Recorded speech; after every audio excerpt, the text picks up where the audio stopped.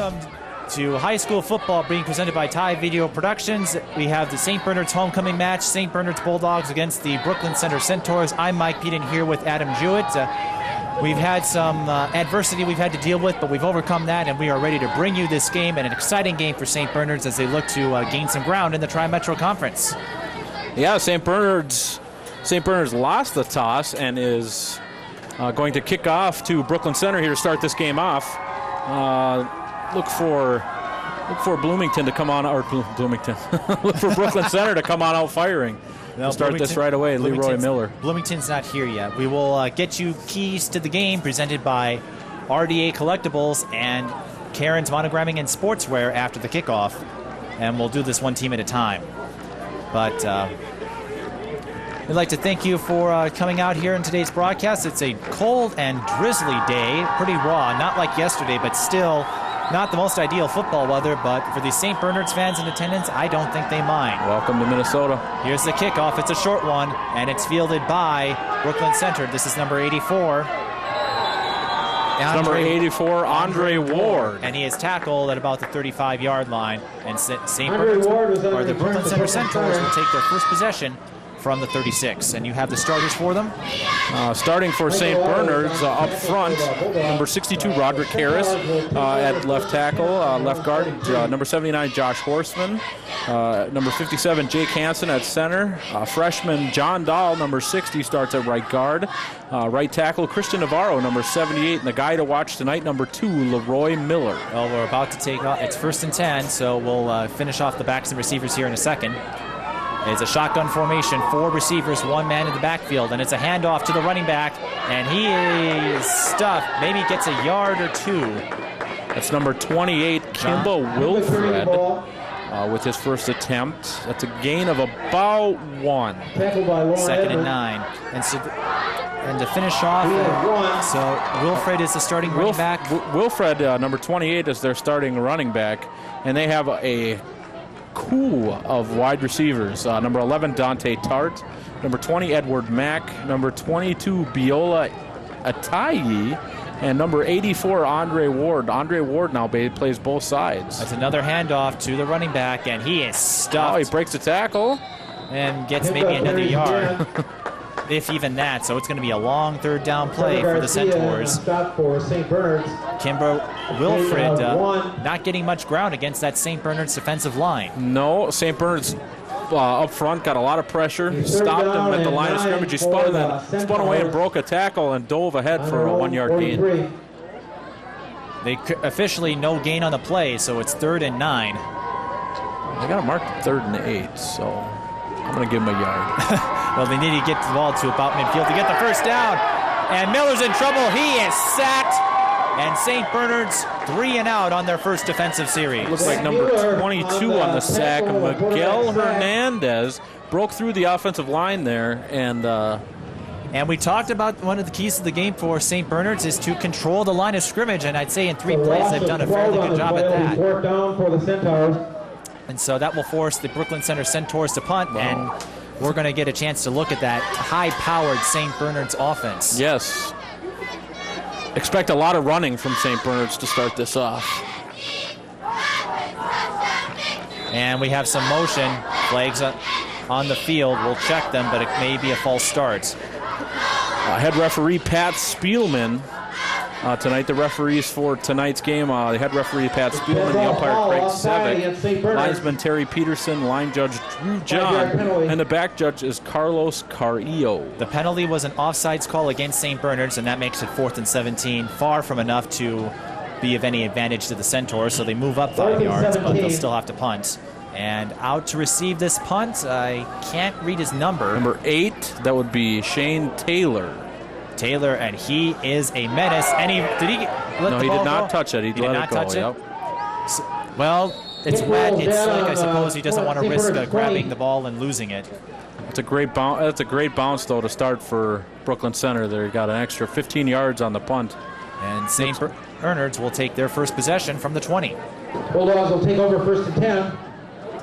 Dan Hartman, the starting quarterback, Shane Taylor, starting fullback, Julian Hart, and Logan Ferrozo, the 2 halfbacks. St. Bernard's uses 3 running backs. They are a run-heavy team. Dylan Busing and Shane Taylor are the starting receivers, and the reason why Taylor's listed twice is that they use Taylor on both sides of the ball. Oh, he's all over the field. He lines up in the slot. He lines up as a halfback. He sometimes even lines up as a fullback. He is their home run hitter. He is second in the Minnesota State High School League in all-purpose yards at 702 coming into today. We'll get to the offensive line shortly. And it's a handoff to Logan Ferrozo. Ferrozo looking for some space. He's still on his feet, and he's brought down. That is enough for a first down. It's a great move to get through the line there. He was dancing around and broke a couple tackles there for a first down. Looked like a 12-yard gain on that. And for the offensive line, Zach Heelman at left tackle. Gavin Farley is the left guard. Robbie Stuzinski is the center. Trevor Garcia is the right guard. And Bill John is at right tackle. Thank you. So 2 backs, and any 3 of them could be ferocious. And there's Ferrozo again. He spins around, but he doesn't get much this time. The referees give him no gain. Well, yes, no gain on the play officially. So it will bring up second down. No, gain of 3 on the play. Gain of 3 on the play.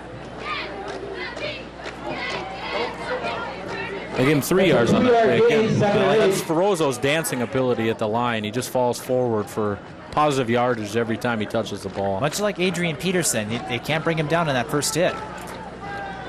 Taylor in motion. That's Hartman back to pass. Overthrows his intended target, number 8, Shane Taylor. Taylor and Asante Simmons, I can't tell who was the intended receiver there. Just miscommunication on that play. So it's going to be a key third down for St. Bernard's. Brooklyn Center, if they can force a 3 and out, that would be a huge confidence boost to their morale. Absolutely. Considering what they have going on as far as injuries right now, I talked to the coach before the game, and they had 20 guys listed as either ineligible or injured for this game. So 3rd and 8, Taylor in motion again. It's a handoff to Ferrozo. Ferrozo going to try to get some space on the left side, but it's not going to be enough for the first down. And look who made that tackle. The quarterback, number 2, Roy Miller, made that tackle. And I talked to the Brooklyn Center head coach before the game, and he said Leroy Miller is their playmaker on this team. He gets about 200 yards by himself on every game. And Brooklyn Center stops St. Bernard, so 2 possessions and 2 3 and outs. That's a confidence builder for Brooklyn Center to start this game. Low snap. They get the punt off, but it's short, and Brooklyn Center's going to let this one bounce. And it's down by St. Bernard's at the 42. So while we have the change of possession, I'd like to remind you that this game was brought to you by Goody's Clothing on Rice Street in Atwater, Best Auto Sales on Western and Maryland, Ron's Bar on Milford and Rice Street, Black Bear Crossings inside the Como Lake Pavilion, Trends Lounge, St. Paul Custom Creations, Snap Market, Coffee Cup on Rice Street in Arlington, Schroeder's Bar and Grill on Front and Dale, and Tiger Supermarket on Milford and Rice. And we have plenty of more businesses who have donated their funds to sponsor this game, and we'll do our best to thank all of them as the game progresses. But right now, 1st and 10 for Brooklyn Center from the 37-yard line officially. Miller has 4 receivers again. Brooklyn Center starts 4. Miller gets it off. He's got a guy. Going deep. Oh, just off the fingertips. He had a guy who slipped through the backfield. It looked like number 17. Taiwan Beasley. And I talked to George Leitstico before the game, and he said the problem for St. Bernard's is drop passes on offense. Yeah, Brooklyn, the Centaurs had a great opportunity there present itself. Leroy Miller put beautiful touch on the ball. It was just off the fingertips of his receiver. So 2nd and 10, and the Centaurs will try again. Miller in trouble, breaks free. There's a flag on the play. It could be a holding call as Miller tries to get away. He is tackled behind the line of scrimmage. There's a flag at the 30-yard line. That usually means holding, but we'll check. Look at the athleticism, though, of Leroy Miller. He has a guy at his feet. He's able to dance and break that tackle and able to get back to the line of scrimmage pending the penalty.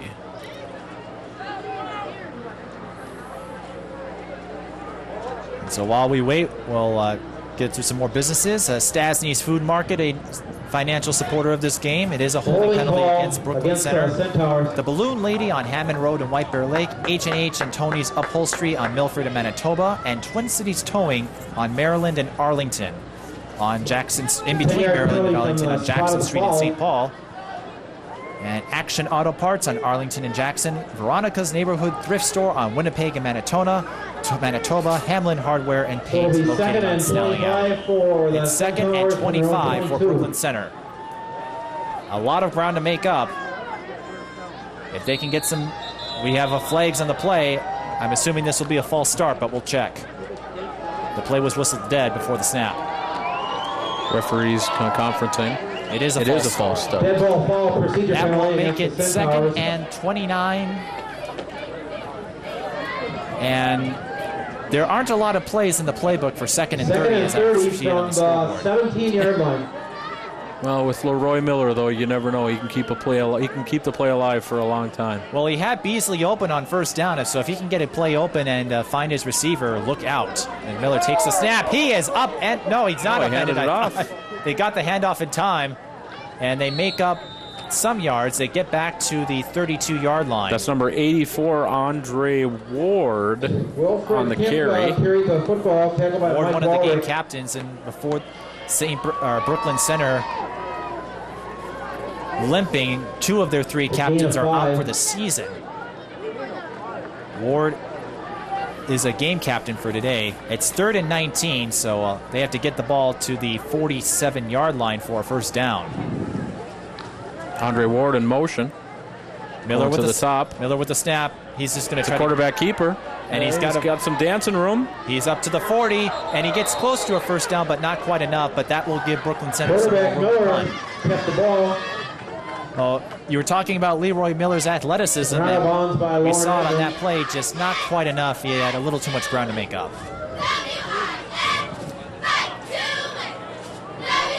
I'd like to remind you that this is a homecoming game for St. Bernard's. 7 for the Centaurs. Fourth down, 7.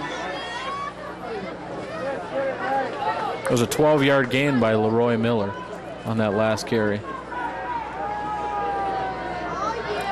And look who's back to punt, Shane Taylor. Low snap.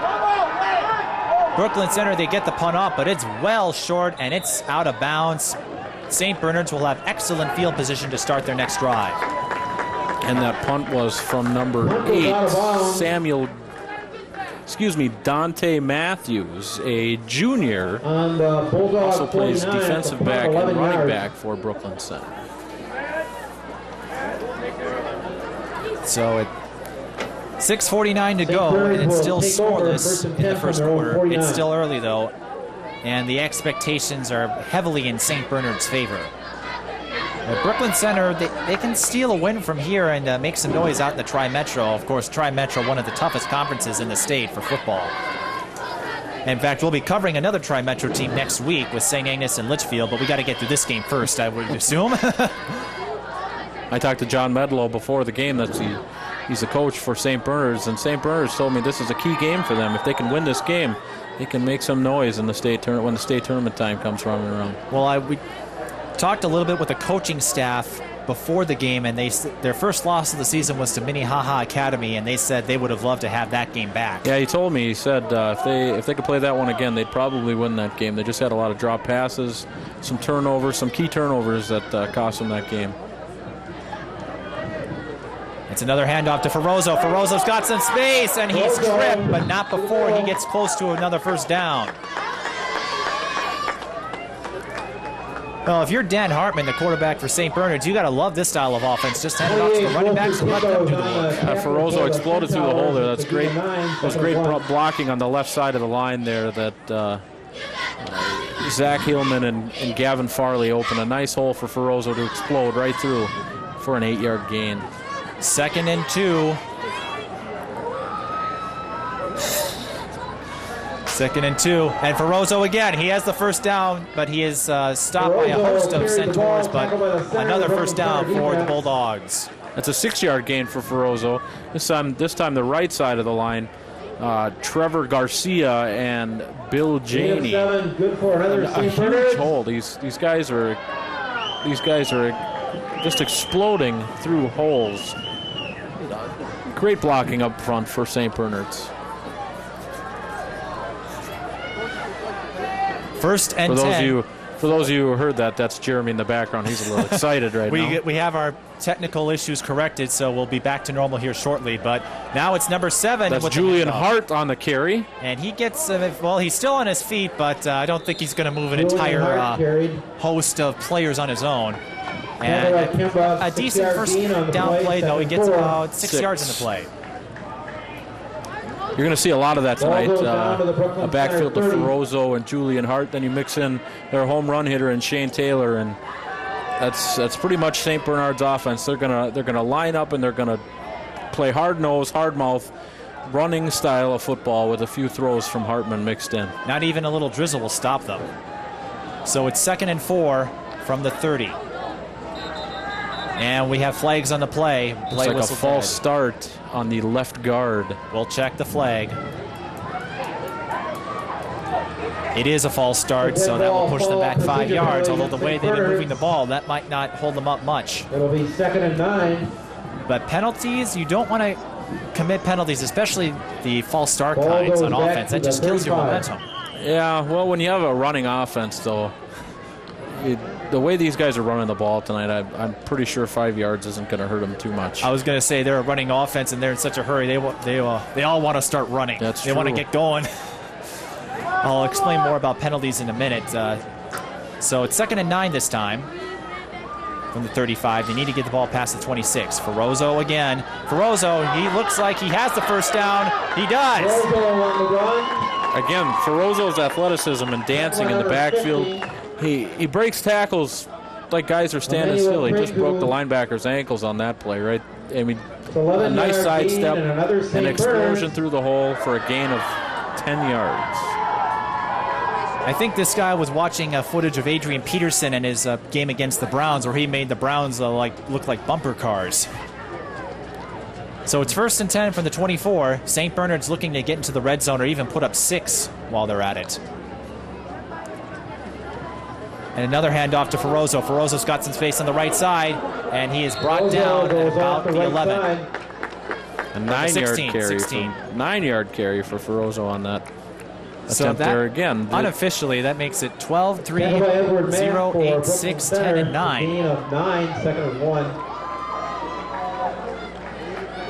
In other words, this guy can get quite a few yards for you. It's 47 total yards here in the first quarter. 2nd and 2. St. Bernard's in the red zone.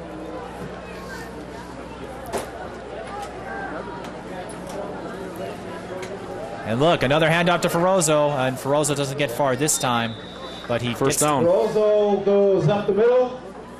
Well, they only needed 2 yards, so he didn't get too far, but he got the first down. Bulldog. It's 1st and 10 from the 11. And if you're new to high school football, we should remind you that the clock does stop to move the chains, as you see in the bottom of your screen. It's just like college in the fourth quarter. It stops for every first down.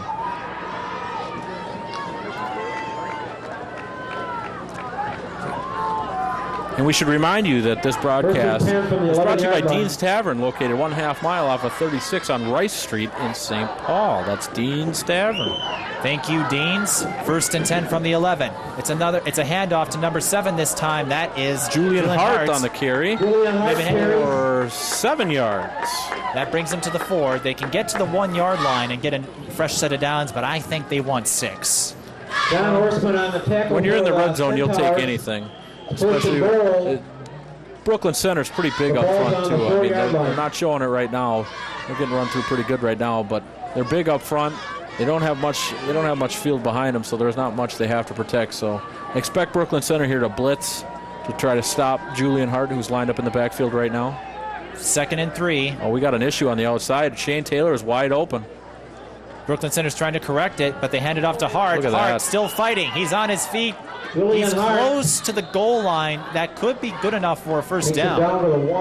It's definitely a first down. It's down to the 1. Tackle by Dante Hart for Brooklyn Center. The referee signaled 3 fingers, so it's not close enough. Wow. It's going to be 3rd and inches. And now, well, you can still get the first down, but now you're looking at the possibility if Brooklyn Center can get a stop here, St. Bernard's might have to settle for 3. That'd be big for them on defense. That's a win for them on defense if they can hold them to 3 points here. Oh, it's 3rd and 1, or inches, pretty much. It's another rushing play to Ferrozzo. Ferrozzo reaching for the end zone. Down to the goal line. He's down at the goal line, but it should be good enough for a first down. Depends on where they spot it. They do give him the first. Yep. So it's 1st and goal. And St. Bernard's will have 3, possibly 4 tries to gain 1 yard on offense, and if it's any indication, they will likely run the ball. So 1st and goal now for St. Bernard's. It's 1st and goal now for St. Bernard's here. Hartman lining up in the I formation. Number 34, LaRoso in the backfield. And they hand off to the up man, number 7, the up man. That's a touchdown. Julian Hart. So Ferrozzo gets most of the groundwork, and Hart gets to score. St. Bernard strikes first. And again, we want to remind you that this broadcast is brought to you by Karen's Monogramming and Sportswear, located off Century and 12th Street in Oakdale. Also, we want to thank Maplewood Dental Lab, located on Lampert and McKnight Street in Maplewood, and Bob's Mr. Tire, located on Rice Street in Maryland in St. Paul. Extra point for St. Bernard's, and they're going to go for 2. Well, they don't have a lot of kickers in high school football. Most teams don't, so they're going to hand it off to Ferrozzo, and Ferrozzo is fighting. He's stopped short of the goal line, so the 2-point conversion is no good. But St. Bernard's gets on the board with 1 minute 29 seconds to go in the first. It's the Bulldogs 6, the Centaurs 0. Brooklyn Center 0. And again, this broadcast brought to you by RD's Automotive Incorporated, located on Rice Street in St. Paul. We also want to thank Spirit Halloween Superstores with 6 Twin Cities locations in Woodbury, Edina, Bloomington, Wayzata, and Roseville. Call 1-800-COSTUME to find your nearest location. We also want to thank Monster Ink Tattoo, located on Mongolia and Rice Street in St. Paul. Raymond Auto Body off of Pierce Butler in St. Paul.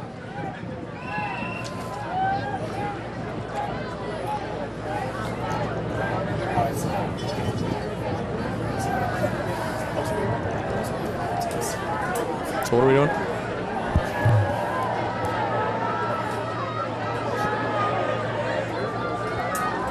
Oh, they're not. The audio levels are there. Hey, can't you hear us? Blaze Johns to kick off for the So Bulldogs. 1:29 to go in the first quarter, and St. Bernard's will be kicking off. It's another short We have a kick. flag on the play. It could be an offsides call. They Looks whistle like the play dead. Looks like a false start. A false start on a kick, how does that work? A little anxious to get down the field and make the tackle. Looked like number 14 left before the kicker dropped his hand. You know, on normal kickoffs, the kicker will raise his hand. When he drops his hand, that's the sign that you're supposed to start. And it looked like someone jumped the gun there a little bit. That's a 5-yard penalty in high school football. So that will push them back 5 yards. So instead of the 40, they'll kick from the 35. Yep.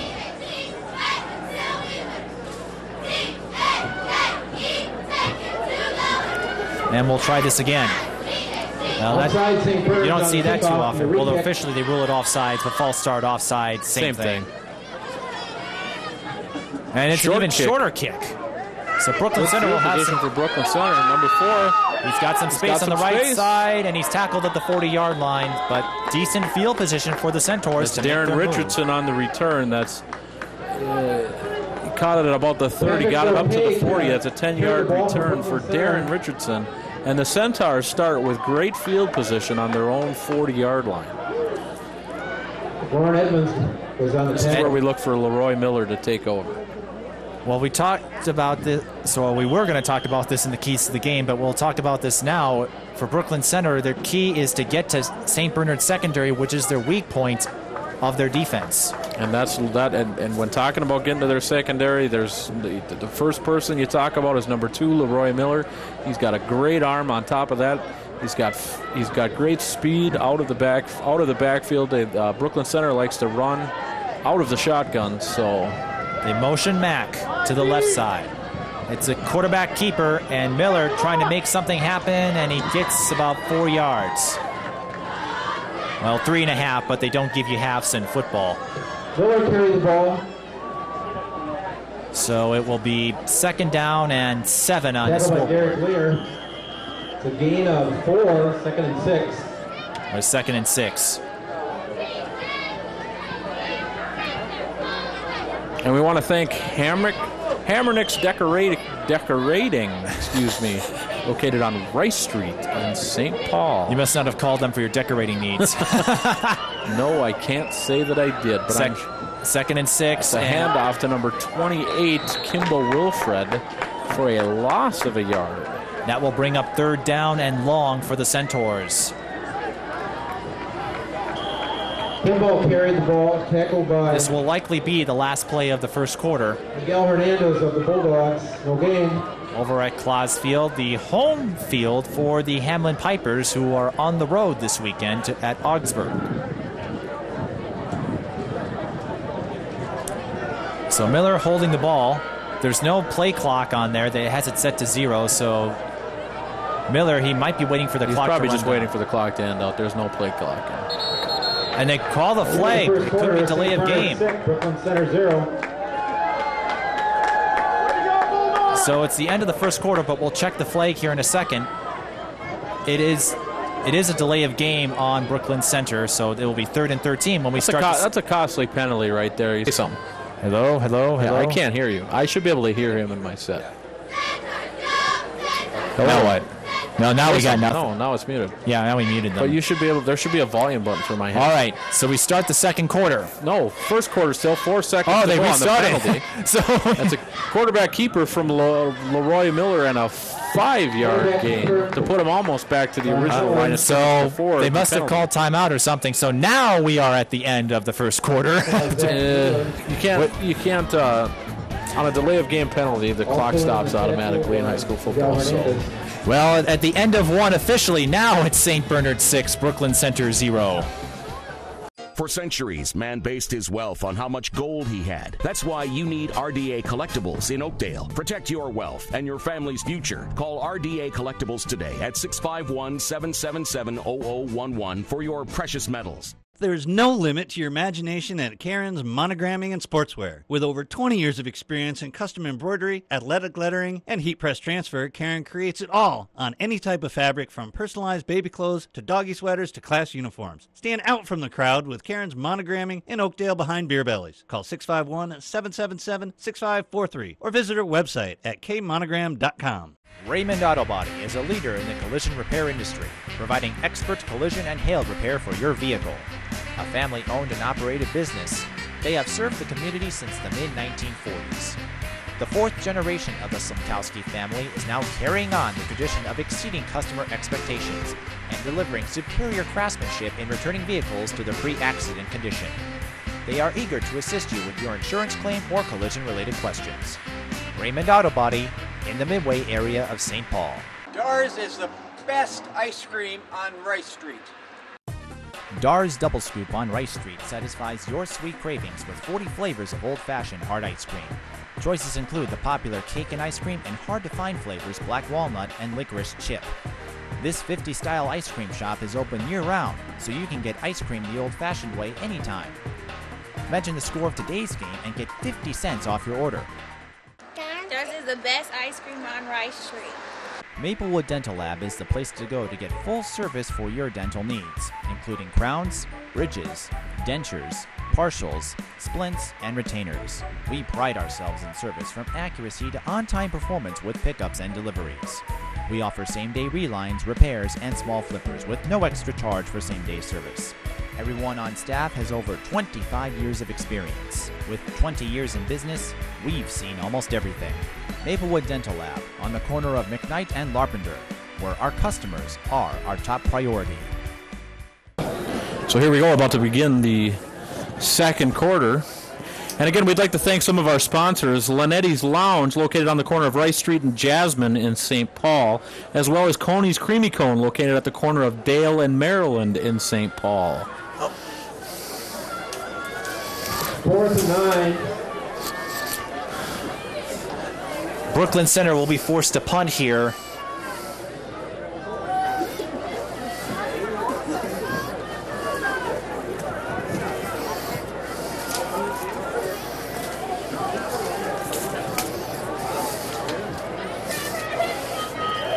And another opportunity for Shane Taylor to return it. That punt, I thought someone got a hand on it. Taylor has room to run. He has some space on the right side, and it gets closed up in a hurry. And St. Bernard's will start their first drive of the second quarter from the 45-yard line. That's great positioning, great field position to start the second quarter for St. Bernard's. Shane Taylor, again, the Bulldogs home run hitter with a good return. St. Bernard's will have the ball 1st and 10 on their 45. And if it's any indication, my guess is they're going to run. And run hard. In fact, I think have they even passed it all? Oh, yeah. They have. Okay. And we've got a false start, most likely. We'll check the flag. So while we wait for the penalty, we would like to give a special thanks to Bianca Rhodes and her production company, Lovely Inc., for providing the sound technician for today's game. And it is a false start, so it will be 1st and 15 for the Bulldogs. That didn't stop them the last time. Also, we'd like to thank 5 Star Tattoo, located at the corner of Milton and University in St. Paul. This broadcast is also provided to you by Affordable Mattress Incorporated, located on Rice Street in St. Paul.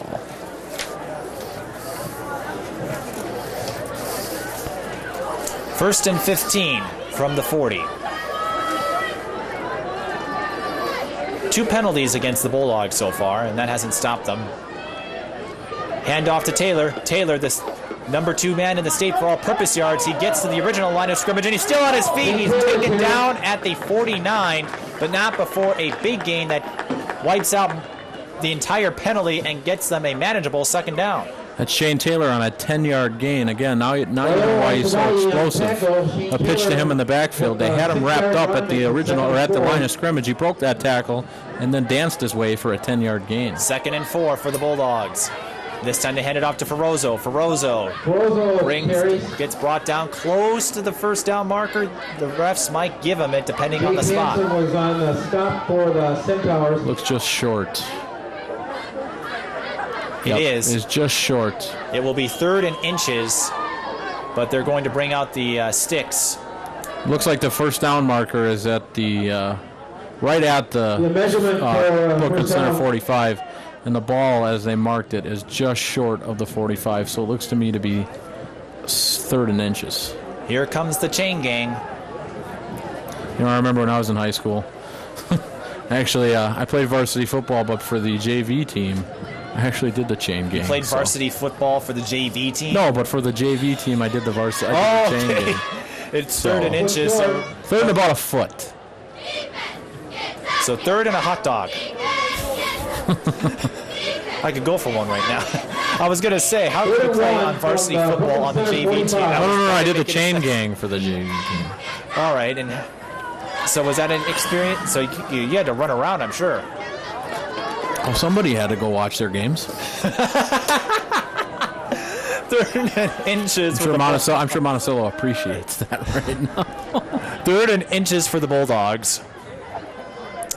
It's a handoff to Ferrozo. Ferrozo's got the 1st down, and he's still on his feet. Look at that. And he gets tackled at the 35-yard line.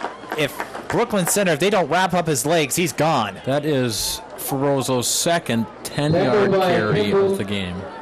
I mean 3rd, excuse me. That's Ferrozo's 3rd 10-yard carry of the game. It just shows his explosion. And another Bulldog. The public address announcer just said 9 yards, but I'm telling you right now that they marked the ball just before the 45, and right now it's just before the 35. That's a 10-yard gain in my book. You and the public address announcer can debate whether it was 9 or 10 yards at halftime. I'm gonna fight him for it. I got a 10 in my stat sheet. Does the winner get a hot dog? Nope. Logan gets that extra yard in my stat sheet. I was going to say, maybe you can fight for a Giuseppe's Pizza. They've also are one of our sponsors for today's game, located on McKnight and Lampert in Maplewood. Giuseppe's Pizza. I believe we have a timeout. We do. Brooklyn Center called one, so we'll also take the time to thank Spirit Halloween Superstores with 6 Twin Cities locations and RD's Automotive Incorporated, located on Rice Street in St. Paul. They've just come out of the timeout, so it will be 1st and 10 for St. Bernard's. Monster Ink Tattoo, another sponsorship provider, located on Magnolia and Rice Street in St. Paul. Again, 1st and 10 for St. Bernard's. Hand off to Taylor. Taylor, he has some room on the right side. He's at the 25, the 20, and he gets tackled at about the 19-yard line, but not before he makes some fancy footwork and gains about 16 yards unofficially. What do we say about this guy? I told you. I said he's there. He is there. He is St. Bernard's home run hitter. And how many yards did he have? He's a young sophomore. He's got a lot of potential. What was it? 702 all-purpose yards coming in tonight? I believe so, yes. So St. Bernard's knocking on the door again. This is their second red zone trip. Taylor motioning. Handoff. It's a fake handoff to Taylor. Play action, and the pass is dropped. Julian Harden, the intended receiver, number 7. The play action pass worked. They got some space for number 7, Julian Hart on the... Dan Hartman just couldn't put it in his hands. Now, again, it is slick out there. It's drizzling, and it's been raining the past couple days, so maybe that's affecting the player's grip. It is possible. At least it's not snowing.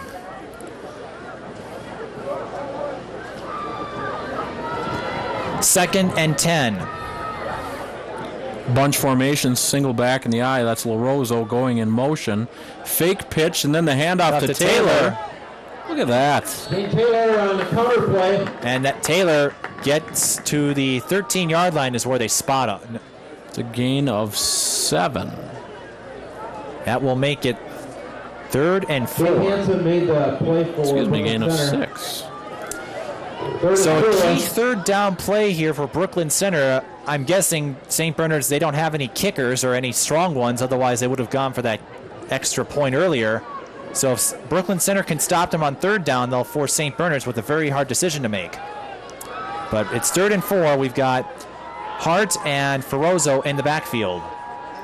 Hand off to Ferrozo. Ferrozo trying to get that first down. Great play by number 65, Chris Zhang. Chris Zhang on Brooklyn Center. 5'10", 250-pound lineman. And Brooklyn Center does get the stop. It's 4th and 2. And if you're St. Bernard's, and it looks like they're going to go for it. So, 4th and 2. Do you try to run the ball? Oh, absolutely. With the way they've been running the ball today, you absolutely. You hand it off to Ferrozo. He's your guy.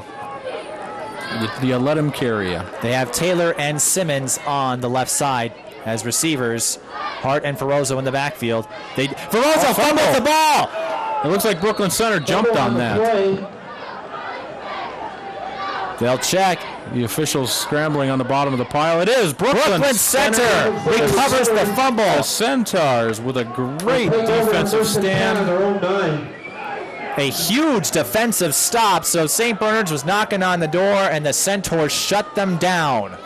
It's a great recovery.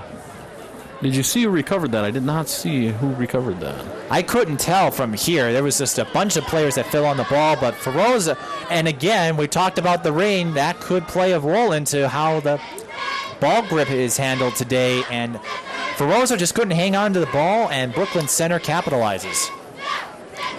So we're going to change possessions here, and the Centaurs will try to get some points off this turnover. They haven't done much on offense so far. Miller in trouble. That's a quarterback keeper, Leroy Miller. We've got a flag on the play. Looks like holding.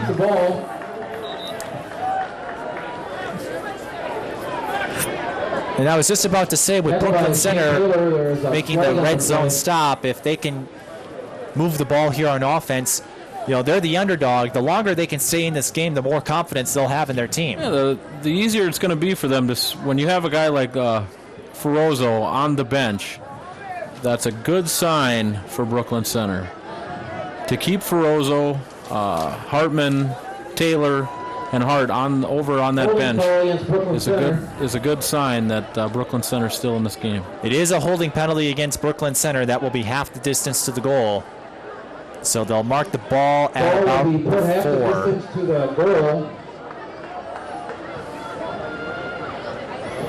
And Brooklyn Center deep in their own territory. And they want to get at least one first down here, or at least get up to about the 10, because you don't want your punter punting from the back of the end zone. No. And I just bought a vowel. No, I'm just kidding. Where's Vanna? Out in Culver City. Miller is in trouble. There's another flag. Another holding penalty. Miller looking for something. And it's intercepted. No, he dropped it. It was incomplete, but we have a flag. If it's a holding penalty and if it's in the end zone, it will be a safety. That's correct.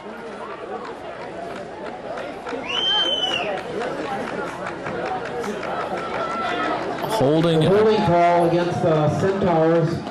Was it in the end zone? It is a holding call on Brooklyn Center. It doesn't appear to be in the end zone. No, the penalty is declined. So it wasn't in the end zone. They would have obviously accepted otherwise, and they're going to try to make Brooklyn Center earn their first down here. So it's 2nd and 15 again from the 4-yard line. 2nd and 15. The ball's on. I was just given a Twins update. My mother is at the Metrodome right now watching their game against the Royals. I'll be at their game tomorrow. They're up 5-0, I believe I heard. They need to gain 2 games on the Tigers to get a playoff spot, but right now Brooklyn Center is worried about moving the ball upfield, and it's a quarterback keeper for Miller, and he gets 1. Again, he's just looking for breathing room. He doesn't want his punter punting out of the end zone. And it is a gain of 1. That makes it 3rd and 14. Brooklyn Center needs to get the ball to about the 20-yard line for a first down. I don't know how many plays you have for 3rd and 14, especially in this weather. Well, here's where you break out the patented screen. Or, again, if you're Brooklyn Center, you just don't want your punter in the back of the end zone, so maybe you run the option or... Split receivers for the Centaurs. Miller is another handoff to the running back, and he gets maybe another yard. 28, Kimbo Wilford. Wilford gets a yard, but Brooklyn Center will have to punt, and they cannot capitalize off that turnover.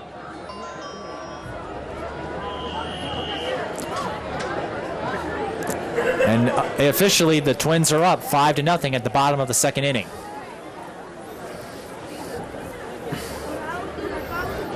Of course, by the time this game airs, we'll know whether or not they made the playoffs, but we're not one-sport folks here in Minnesota. Brooklyn Center handles the punt. That was almost blocked. Taylor, he fields it from the 25. He has a very short space to return. He's at the 10. He's hauled up at the 8-yard line, and that's where they'll stop him for forward progress. Holy cow. So while St. Bernard's... What was that, Jeremy? So while St. Bernard's takes the ball on offense from within their 10. We'd like to remind you that this broadcast is brought to you by Minutemen's Auto Sales on the corner of Rice Street in Pennsylvania, Norm's Tire Sales at Noel Drive and Little Canada Road, Pro Portrait Studio at the corner of Litchfield and Rice Street, Capital Liens Records and Research Incorporated located in Lawson and Hatch in St. Paul. 1st and goal for the Bulldogs. They need 8 yards to score.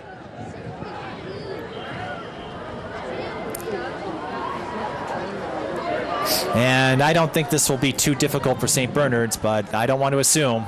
Ferozzo running up the left side is tackled at about the 4.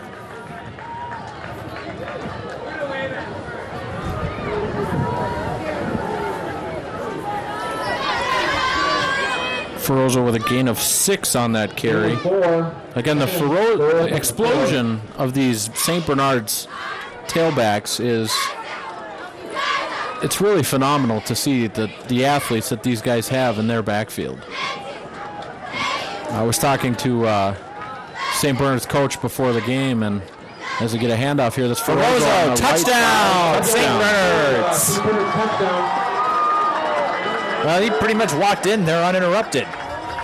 It's a 4-yard touchdown from Logan Ferozo. And again, I was talking to the coach before the game, and he told me, he said, and the coach for St. Bernard's is John Medlow, and he told me before the game that Logan Ferozo has got a bright future ahead of him if he can stay out of the injuries and keep himself in shape. He's got a good shot at playing college ball, and with a run like that just shows that he's got the athleticism that it takes to play at the next level. So here we go. It looks to me like St. Bernard's is lining up to go for 2 to make it a 14-0 game. There's 6 minutes, 5 seconds to go in the second quarter. And St. Bernard's calling a timeout, so while they will take the field now for their 2-point conversion. We'll get to more sponsorship providers in a second. And we saw them last time. St. Bernard's went for 2 and missed. I'm guessing they don't have a kicker.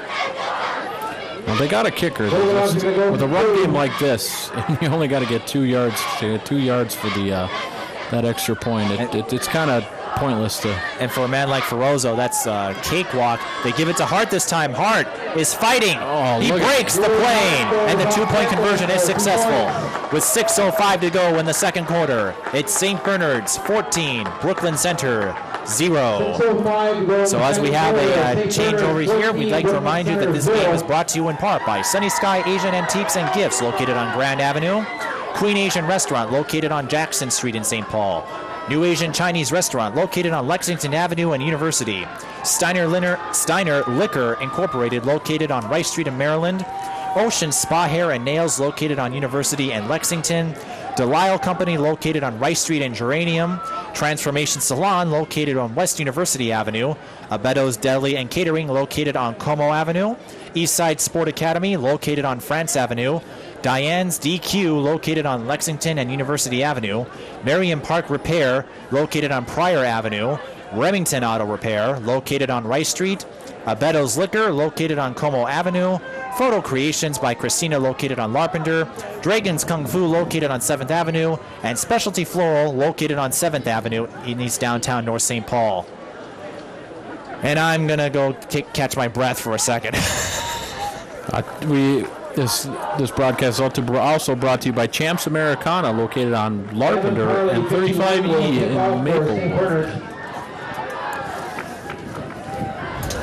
Here's the kickoff. It's a squib kick, and it's another short one. St. Bernard's with some room to run as it goes to number 28 again. That Biola. Wilfred Kimbra. No. Biola Itayai. Oh, Itayai. Biola Itayai brings it out to the 35. Alex Hartman was in on the tackle for St. Bernard's. And again, Brooklyn Center takes over, and this is their 4th possession, and they've had great field position up to their last possession. Last possession, they got a turnover on a fumble from Logan Ferozo. But again, they've probably averaged starting at their own 40 tonight. So they haven't gotten picked up a first down, though, and that will stop your offense cold. Miller, fake handoff. It's a quarterback. He's trying to get rid of it, and it's a fumble recovered by St. Bernard's. It is. So the Bulldogs, ferocious so far. Bulldogs will take over 1st and 10. So a change of possession here. And St. Bernard's will take over with absolutely fantastic field position starting at the Brooklyn Center 33-yard line. And this game's starting to get out of hand for the Centaurs. They have to find a way to stop the bleeding soon, or it's going to be a long second half. 5:53 left in the second. single back formation. Hart's in the backfield. Now they motion for Rozo back there. And we've got a pass. It's complete to Taylor, and Taylor is tackled at the 18. Hartman complete to Taylor, and St. Bernard showing that they can throw the ball too. Leroy Miller was on the stop for the Centaurs. Leroy Miller with the tackle. And you have to wonder, with the starting quarterback also on the starting defense, how long can he hold up before he runs out of energy? Well, it's 1st and 10 from the 15. St. Bernard's in the red zone again. They've had 2 touchdowns and 1 fumble. But overall, they haven't had too many problems. Hand off to Taylor. Taylor Shane Taylor goes out to the 10 before he's tackled. 5-yard gain on the play. The 10, gain of 5. Now, I understand you do some other sports announcing, and where can people find you when they're not watching on Ty Productions? You can find me on MSBN, MNSportsNetwork.com. I do some broadcasting for high school football for the Minnesota Sports Broadcasting Network, and I absolutely love doing high school football. 2nd and 5. Ferrozo with the pitch. Ferrozo gets past the 10, and he's brought down, so no gain on the play. And St. Bernard's now facing 3rd down again. And for those of you watching, you can find me actually at this very field next week. We have the St. Agnes Litchfield game, but in fact I pretty much camped out since the last week. I do play-by-play for webcasts of Hamline University football. So if you go to their website, www.hamline.edu, and click on athletics, you'll find their link to football webcasts. I have 2 more games left. More about that later. 3rd down and 5. Hart in the backfield. Now they motion Taylor. They give Taylor the ball. He gets past the 10 and to the 5. That should be good enough for a 1st down, and it is. I tell you what, the counterplay has been very effective tonight. They've motioned both Taylor and Ferrozo on the left side of the field. They've motioned them on the other side, and it's been very productive. The offensive line is just blowing up the Brooklyn Center defensive line tonight. It's amazing to see these guys just. It's fun to watch. No, they don't give him the 1st down. It's 4th and 1. Those located downtown North St. Paul on 7th Street. Jeremy must have hit up 7th Street. I think they might rename it Jeremy Street before too long. So here we go. It's a big 4th down for Brooklyn Center. That's Taylor in motion. On the near side, handoff Ferrozo, and that should be good enough. Definitely got a 1st down. Well, the refs mark it at the 4, and if that's not a 1st down, I don't know what is. So another successful 1st down play for the Bulldogs, and it's 1st and goal, and I can't imagine they're going to come out here with anything less than a touchdown. Well, we don't want to be too speculative, but I think 1st and goal from the 3. I think it's a good assumption to think that they're going to at least try to run the ball in.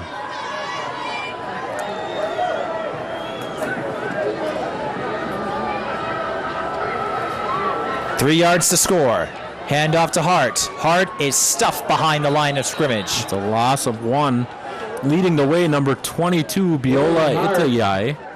And again, that's one of the coach's keys when I talked to him at the beginning of the game was Andre Ward, their lockdown corner, and Biola Itayai, who is their tackling. He is their Antoine Winfield, as he put it to me before the game. The guy who comes up and runs support. And that was the prime example of that right there with the loss of 1. 2nd and goal for Brooklyn Center, and now they are taking their time. Well, they have the lead. 2 possessions, very likely 3. But they have to get the ball in the end zone first, and we have a flag. Could be delay of game, could be false start. We'll check. Delay of game against St. Bernard, so that St. Bernard's resting on their laurels a little too much there.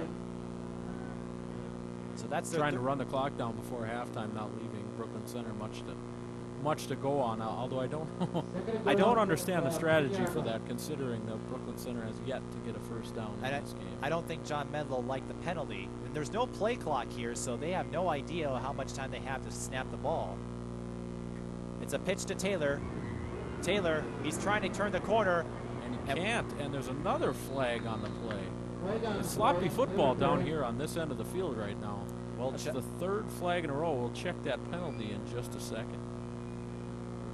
While we check, we'd like to remind you that Brothers by Choice Tattoo is a sponsor of this game, as well as Vaughn at SIK Tattoo, both located on Lampert and McKnight. We'd also like to thank Country Financial Bob Peterson Agency, located on Rice Street in Little Canada, and Bradshaw's Funeral Home, located on Rice Street in Magnolia in St. Paul. It was a chop block on St. Bernard's, or on Brooklyn Center. Well, now they're discussing it. They may pick up the flag. That's not gonna. That can't be a chop block on Brooklyn Center. It's got to be a chop block on St. Bernard's.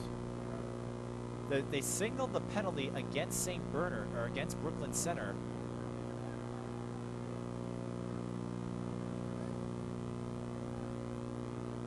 Well, they haven't.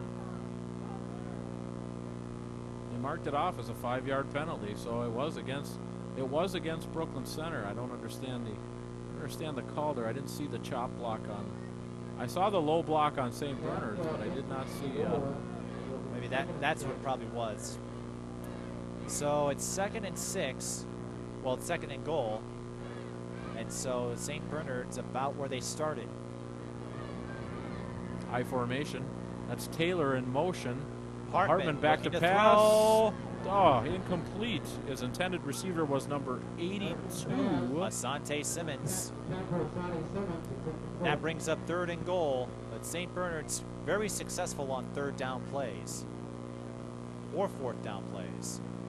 With 2:42 to go. Luther's the Chris Mortensen of this broadcast. He's out there to get the tough stories. Luther the Trooper. 3rd and goal. Hartman looking to throw again. He wants Taylor, and the pass is deflected. Great play from number 11. Dante Tart with the deflection, and now St. Bernard's faces 4th down again. Dante Tart read the quarterback right from the get-go. He saw Shane Taylor will go for it.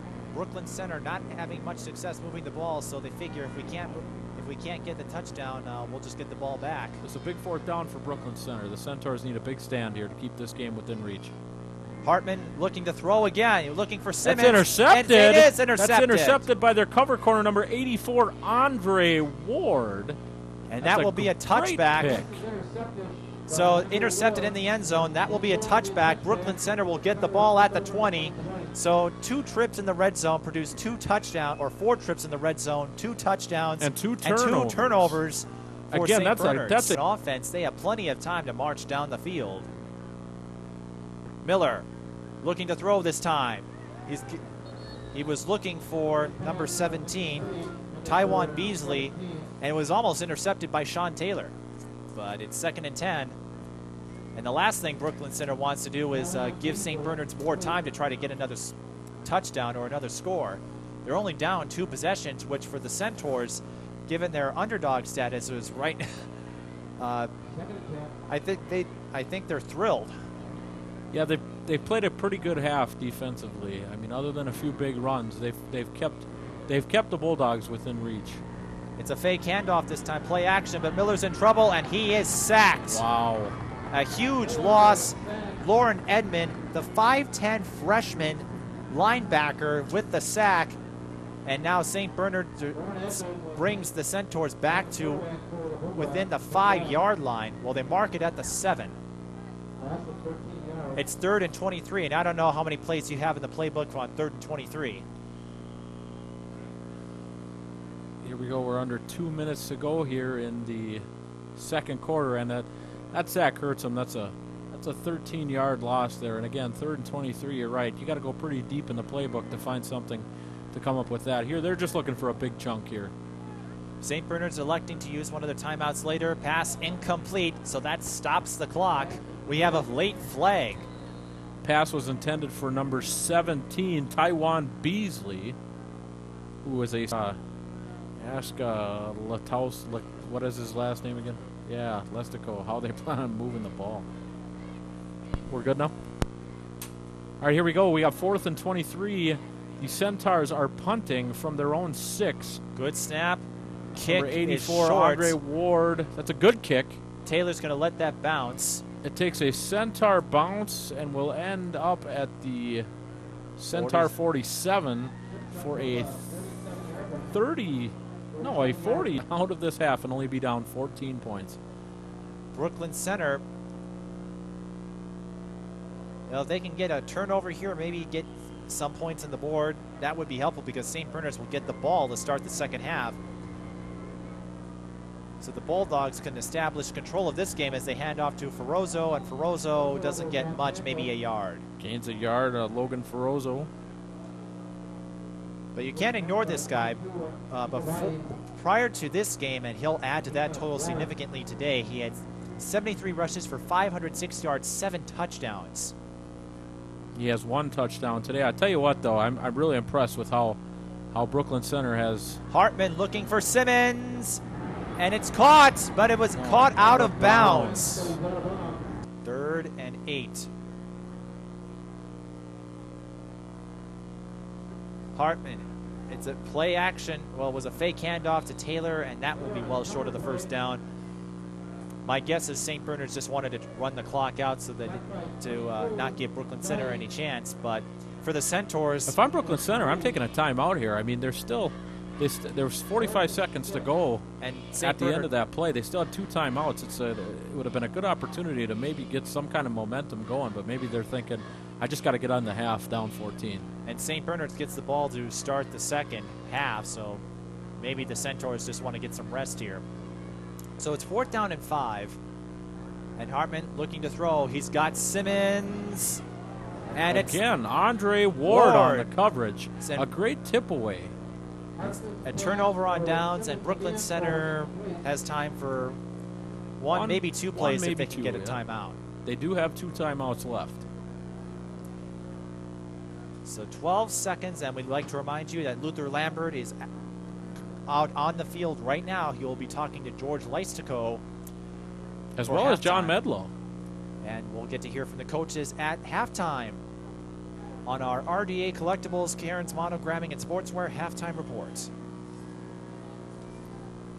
And again, while we got this break, we'd like to thank Karen's Monogramming and Sportswear, located off of Century and 12th Avenue in Oakdale. And we have a timeout. Timeout. Brooklyn Center. Brooklyn Center. That's an odd time to call a timeout, but... Well, maybe they just want to get all their ducks in a row. We'd also like to thank Maplewood Dental Lab, located on Lampert at McKnight, Bob's Mr. Tire, located on Rice Street in Maryland, Dean's Tavern, located off 36 on Rice Street. I heard you are familiar with that place. Yeah, I know Dave and Morna. They're absolutely fantastic people. I definitely recommend stopping into their establishment. Also, Giuseppe's Pizza, located on McKnight and Lampert. Spirit Halloween Superstores with 6 Twin Cities locations in Woodbury, Edina, Bloomington, Wayzata, and Roseville. Call 1-800-COSTUME to find your nearest location. RD's Automotive Incorporated, located on Rice Street. Hammernix Decorating, located on Rice Street. Monster Ink Tattoo, located on Magnolia and Rice Street. And Raymond Auto Body off of Pierce Butler Route in St. Paul. And again, it takes a lot of people to put together a broadcast like this. I'd also like to thank you, Mike. You're doing a fabulous job tonight. I have enjoyed working with you, and we're only halfway through. And Brooklyn Center will take the field, and they're going to go for it. And you know what? I don't blame them. 12 seconds left. Why not? You got to get some kind of momentum going in here. And you can't end the half on a defensive penalty. So maybe they're thinking, if we can chuck it up here, get ourselves down in field goal range, we got ourselves a chip chair and a chance. It's a keeper by Leroy Miller. And he is tripped up. That'll be a loss of 2. And they might just be content to go into the half, and the clock will expire. So again, stay tuned for the Karen's Monogramming Sportswear and RDA Collectibles halftime report with Luther Lampert. At halftime, it's St. Bernard's 14, Brooklyn Center 0. For centuries, man based his wealth on how much gold he had. That's why you need RDA Collectibles in Oakdale. Protect your wealth and your family's future. Call RDA Collectibles today at 651-777-0011 for your precious metals. There's no limit to your imagination at Karen's Monogramming and Sportswear. With over 20 years of experience in custom embroidery, athletic lettering, and heat press transfer, Karen creates it all on any type of fabric, from personalized baby clothes to doggy sweaters to class uniforms. Stand out from the crowd with Karen's Monogramming in Oakdale behind Beer Bellies. Call 651-777-6543 or visit her website at kmonogram.com. Raymond Auto Body is a leader in the collision repair industry, providing expert collision and hail repair for your vehicle. A family-owned and operated business, they have served the community since the mid-1940s. The fourth generation of the Sumkowski family is now carrying on the tradition of exceeding customer expectations and delivering superior craftsmanship in returning vehicles to their pre-accident condition. They are eager to assist you with your insurance claim or collision-related questions. Raymond Auto Body in the Midway area of St. Paul. Dars is the best ice cream on Rice Street. Dars Double Scoop on Rice Street satisfies your sweet cravings with 40 flavors of old-fashioned hard ice cream. Choices include the popular cake and ice cream and hard-to-find flavors black walnut and licorice chip. This 50-style ice cream shop is open year-round, so you can get ice cream the old-fashioned way anytime. Mention the score of today's game and get 50 cents off your order. Dars is the best ice cream on Rice Street. Maplewood Dental Lab is the place to go to get full service for your dental needs, including crowns, bridges, dentures, partials, splints, and retainers. We pride ourselves in service from accuracy to on-time performance with pickups and deliveries. We offer same-day relines, repairs, and small flippers with no extra charge for same-day service. Everyone on staff has over 25 years of experience. With 20 years in business, we've seen almost everything. Maplewood Dental Lab on the corner of McKnight and Lampert, where our customers are our top priority. Put more points on the board. How do you feel? Well, defensively, I feel pretty good. We've adjusted to some of the things we saw them do on film, and for whatever reason, our guys weren't adjusting to it. We've adjusted to those things. They keep throwing at my best corner. They can throw at him all day. He's got one pick. He should have had another one. If they're doing that, they're playing our game. It's the 200-pound backs that we're having trouble with since they outweigh most of my linemen. But we're defensively, I don't have a problem. Offensively, it's lack of execution. Is that the biggest thing you need to see change in the second half? Well, yeah, offensively, I mean, we're dinged up, we're small. I got guards that weigh probably half what some of their guys weigh, and they're hurt, so it don't help any. I got ninth graders out there, and so what we got to do is just try to get our guys the best opportunities. We had a couple penalties out here, pushed us back to, I don't know, third in the bus ticket, and, you know, we had two plays, we almost got most of it back, and, you know, if we execute, we can move it back. We just need to execute. We've had our opportunities to score. We had a guy wide open, 20 yards behind everybody. Just couldn't complete the pass. So we've had our opportunities. We just need to convert on it.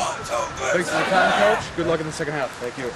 All right, Coach, you're up 14-0 at half, but obviously a little bit of disappointment. You had a couple opportunities to score towards the end. What happened there? You know, we're just not firing off the ball like we have been our last couple of weeks, and, you know, we made the adjustment, told our linemen that they need to, you know, hustle up to the ball and kind of set the tone, and we haven't been doing that. We've been, you know, kind of lackadaisical, and we just didn't get it done. And give Brooklyn Center credit, they tackle real well, and they're beating us to the punch right now. So that's what I'm thinking. So. Yeah, we were talking before the game that controlling the ball is definitely going to be one of the keys to the game, and you guys have been doing that. It's just you haven't been able to get into the end zone. Yeah, in the end zone so far. Yeah, and you know, like you said, we made some adjustments here, and hopefully we'll see it in the second half. And you know, defensively we're getting off the ball pretty well, but offensively we need to, you know, we need to fire off, and we need to hustle the ball, and you know, I think our line can handle them, but if we don't give an all-out effort, we're not going to. Welcome back to Klas Field. It's halftime where the Bulldogs are leading 14-0 over the Brooklyn Center Centaurs. Speaking of statistics, I might as well go through those right now, Mike, real quick. There's not very many statistics, speaking of the Centaurs, but a positive spot right now is Leroy Miller, the quarterback for the Centaurs, who has 4 rushing attempts for 17 yards. He's yet to complete a pass, but there's still a long way to go before this game's over. And Kimball Wilfred, number 28, has 4 rushing attempts for 3 yards. So, again, any kind of positivity right now for the Centaurs has been on the ground. And over on the St. Bernards, 1 second. Over on the St. Bernard's side of the ball, Dan Hartman is 1 for 6 for 15 yards. He also has 1 interception. Number 34, Logan Ferrozo, has 17 carries for 82 yards, including a 4-yard touchdown.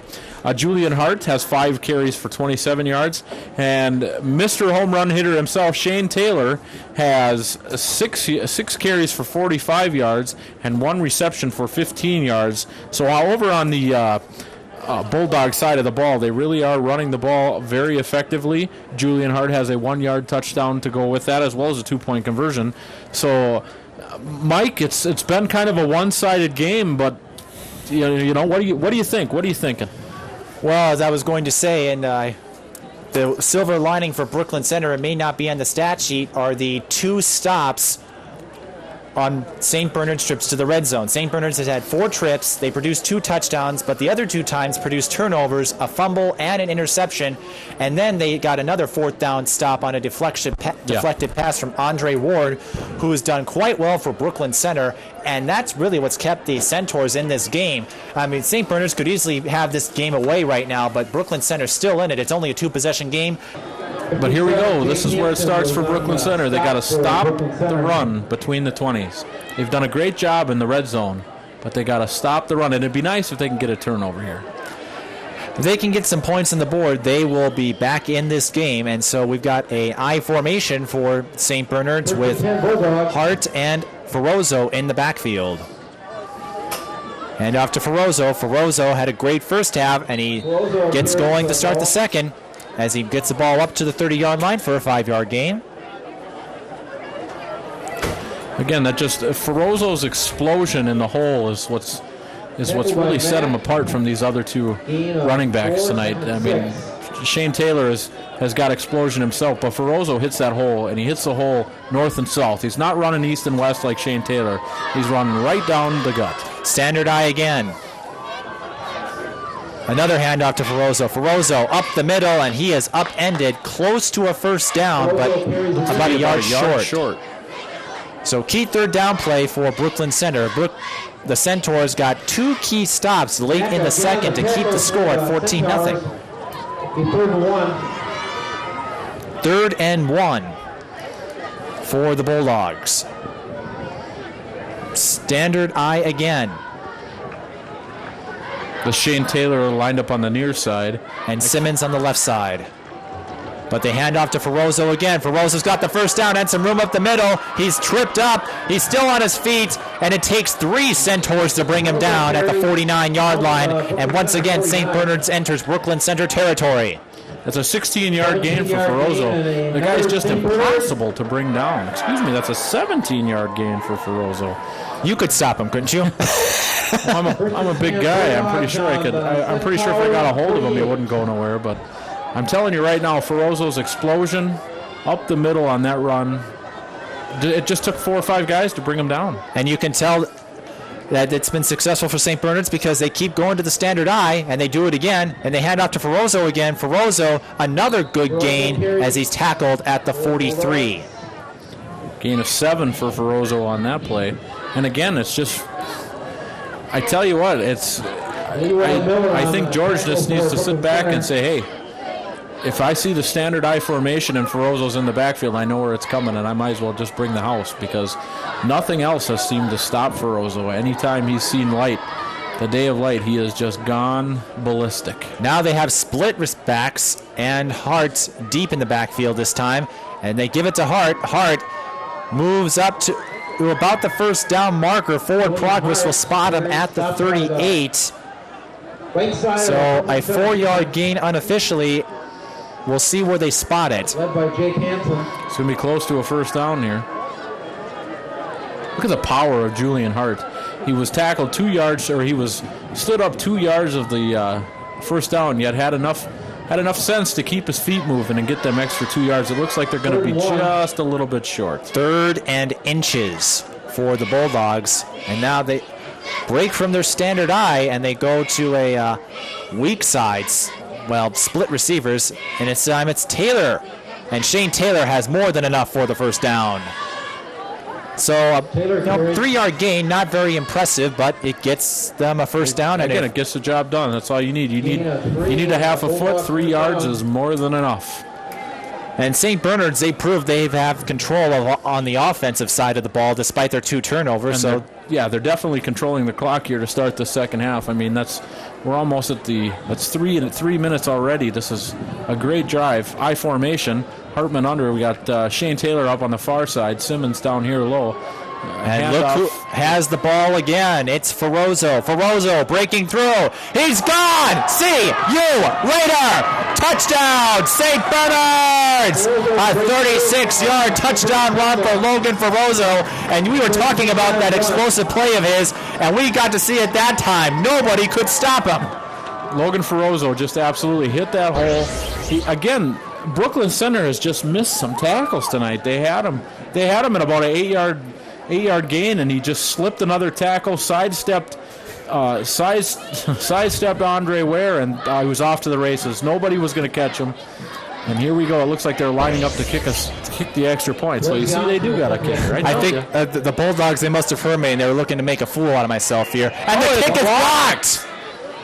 Number 57 for Brooklyn Center. And Jake Hansen. Jake Hansen is on the block, exploding through the line there, and that had absolutely no chance. By the time, when the ball was snapped, he basically met the ball at the holder, and there was no chance for that field goal. So a bright spot for Brooklyn Center there as they block the extra point. Now let's see if Leroy Miller and the Centaurs can get something going here on offense. 8:34 left in the third quarter. St. Bernard's 20, Brooklyn Center 0. But Brooklyn Center on those extra point attempts, they've done a pretty good job. St. Bernard's is 1 for 2 on 2-point conversions tonight, and that is their first attempt at an extra point kick. And maybe that's why they haven't used it too often. We would like to thank Maplewood Dental Lab, located on Lampert and McKnight in Maplewood, for tonight's broadcast, as well as Bob's Mr. Tire, located on Rice Street at Maryland in St. Paul. And again, stop at Dean's Tavern, located 1/2 mile south of 36 on Rice Street in St. Paul. Especially for that super burger. Yeah, go try that 5-pound burger. It's absolutely fantastic. I promise you can't finish it. I don't think 2 of us could finish it. Blaze Youngs will kick off for St. Bernard's. So here we go, number 42 kicking off for St. Bernard's. That is, let me get my trusty...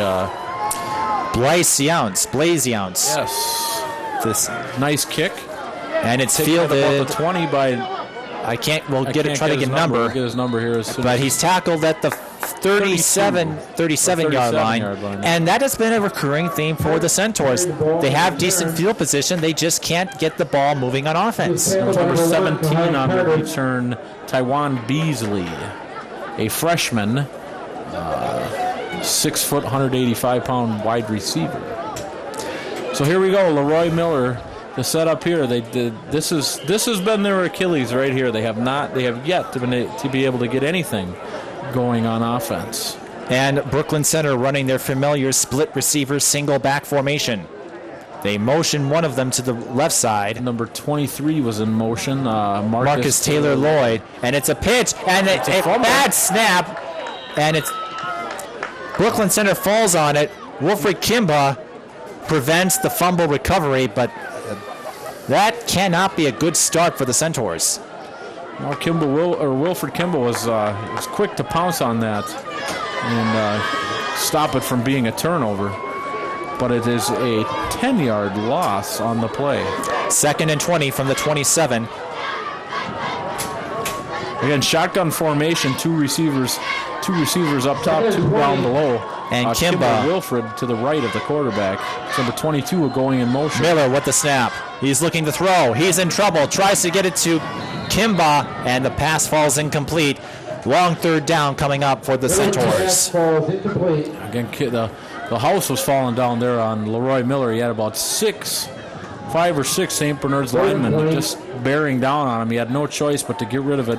He got rid of that ball a little bit before he wanted to, but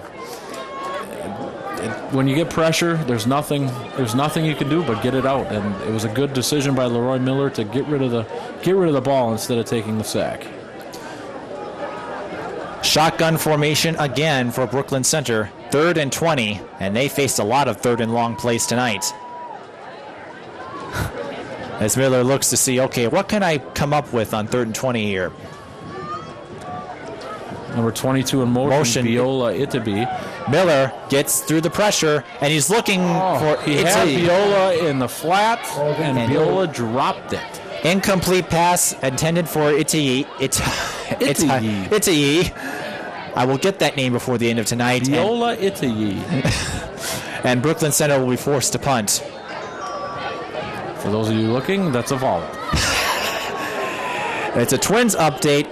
The Twins are up 10-0 in the top of the 5th inning. I think it's safe to say, come tomorrow, they're one game back. They're 1 game back with 2 to go, and they won't have to face Detroit this time. So Brooklyn Center will be looking to punt again. Good snap. Good kick by Ware, and it takes a Centaur bounce, and this one will go out of bounds, but not before it takes a huge Brooklyn Center bounce. And bounds at the 31. So St. Bernard's will start their next drive from the 31-yard line, and yes, it is a vowel that I bought. Again, we'd like to thank Spirit Halloween Superstores with 6 Twin Cities locations, including Woodbury, Edina, Bloomington, Wayzata, and Roseville. Call 1-800-COSTUME to find the nearest location near you. And we are in the most scariest costumes known to man, play-by-play commentators. Ooh, that's scary. So 1st and 10 from the 31-yard line for St. Bernard's, and look at this, standard eye, and I wonder what they're going to do. Well, it's been a common thing tonight to see Logan Ferrozo in the backfield in that I formation.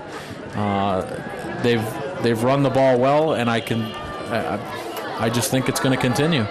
Until Brooklyn Center can prove they can stop it, I would absolutely just line up and hand the ball to Logan. And that's exactly what they do, and he's got some space again on the left side. He's looking at one man to beat, and now he's got another man. He trips up and goes out of bounds at about they're going to spot him at the 42-yard line, so that is a 27-yard gain unofficially. 27-yard gain, first down for Logan Ferrozo. So the last carry he had 36 yards, 27 yards on this carry.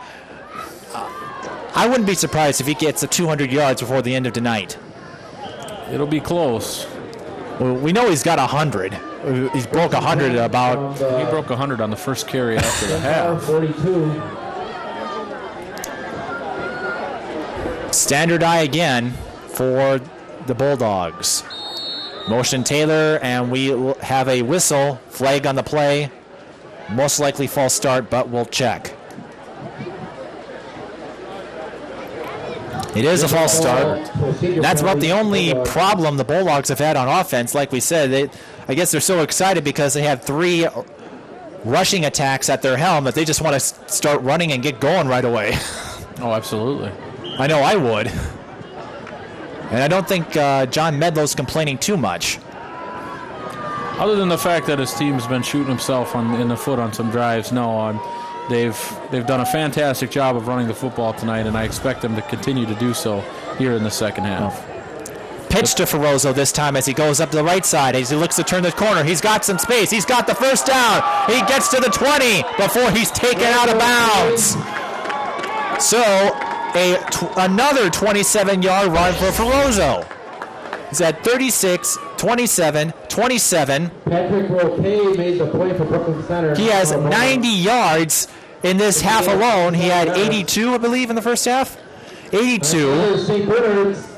And 172 yards. Unofficially, and I think he had some other runs, too, for some smaller gains. Timeout.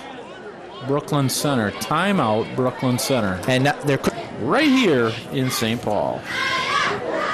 We come out of the timeout, 7:10 to go in the third, and look at this, another standard eye. Will they hand it off to Ferrozo again? He's had a huge second half. They'll give it to him again, and he doesn't get much this time. Good penetration on the defensive side for the Centaurs, and that will bring up second down. That was a gain of 1 there. That's, again, good tackling by Brooklyn Center. And if they George must have got the defense fired up there in that timeout. If they can work on the tackling and work on their assignments, Ferroza wouldn't have so many yards, or maybe they could stop him and then get some offensive momentum going perhaps later on. But standard I formation again for St. Bernard's. They give it to Taylor this time. Taylor is stuffed. Shane Taylor carries. Gets to maybe about the line of scrimmage, but it will be 3rd and long for the Bulldogs. And I think you're right. George got them fired up, and now they're not missing their assignments on defense. Tell you what, again, this is what I was talking about coming out of halftime. They've done a fantastic job in the red zone of controlling the line of scrimmage and controlling the run. It's that 20 to 20 range that's really given Brooklyn Center some problems tonight. But in the red zone, they've been real stout on defense, especially against the run. But look who's in the backfield again, your boy Logan Ferrozo. And split receivers, Taylor and Simmons. It's a play action. He's looking for Simmons. He's got a... No, it's intercepted. We've got a flag on the play. A flag on the play. It's intercepted by Leroy Miller, but there is a flag on the play. It could be against Brooklyn Center. Leroy Miller didn't look too thrilled. We'll check the flag. The officials gathering together to discuss it to see what the penalty is. I think Leroy might have got there a little early.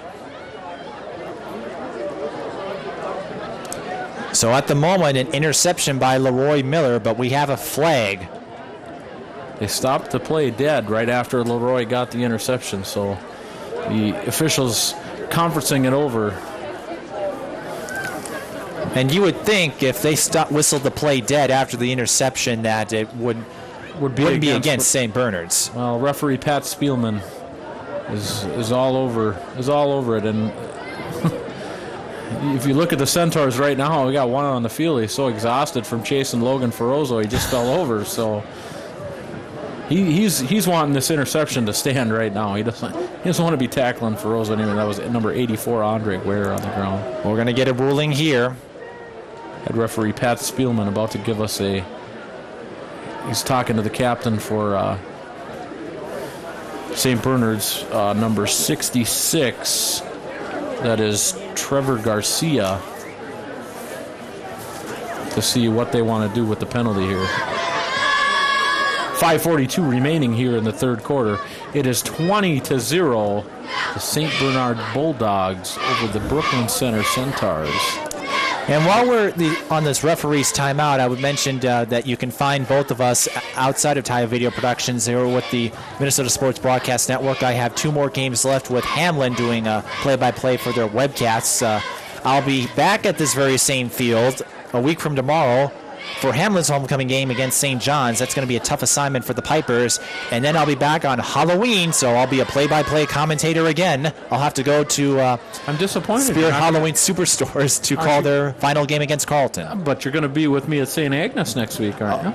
Yeah, that's right. Yeah, I almost forgot. Thank you for reminding me. Yeah, we'll be back next week. We'll be back together next week for the homecoming of St. Agnes against Litchfield. It was a pass interference penalty against Brooklyn Center, and the way they went to St. Bernard's and with the conference, and it was almost a given that the penalty was against the Centaurs, and that has to be a dagger.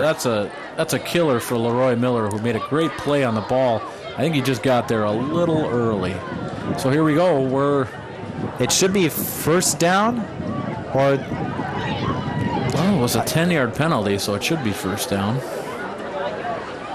Because the penalty was at the 10-yard line, but in high school and college, a pass interference penalty is 15 yards, not the spot of the foul. And now they're moving the chains. It is an automatic first down. Goal. First and goal.